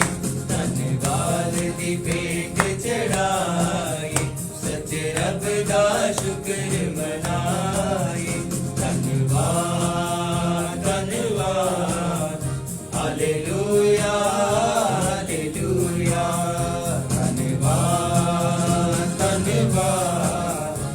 Hallelujah hallelujah. ਖੁਸ਼ੀ ਨਾਲ ਉਹਦਾ ਧੰਨਵਾਦ ਕਰ ਕਰਕੇ, ਖੁਸ਼ੀ ਨਾਲ ਉਹਦਾ ਧੰਨਵਾਦ ਕਰ ਕਰਕੇ, ਲੈਣੀ ਬਰਕਤ ਝੋਲੀਆਂ ਭਰ ਭਰ ਕੇ, ਲੈਣੀ ਬਰਕਤ ਝੋਲੀਆਂ ਭਰ ਭਰ ਕੇ। ਉਹਦੇ ਦਰ ਤੋਂ ਕਦੇ ਨਾ ਖਾਲੀ ਜਾਈਏ, ਉਹਦੇ ਦਰ ਤੋਂ ਕਦੇ ਨਾ ਖਾਲੀ ਜਾਈਏ। ਸੱਚੇ ਰੱਬ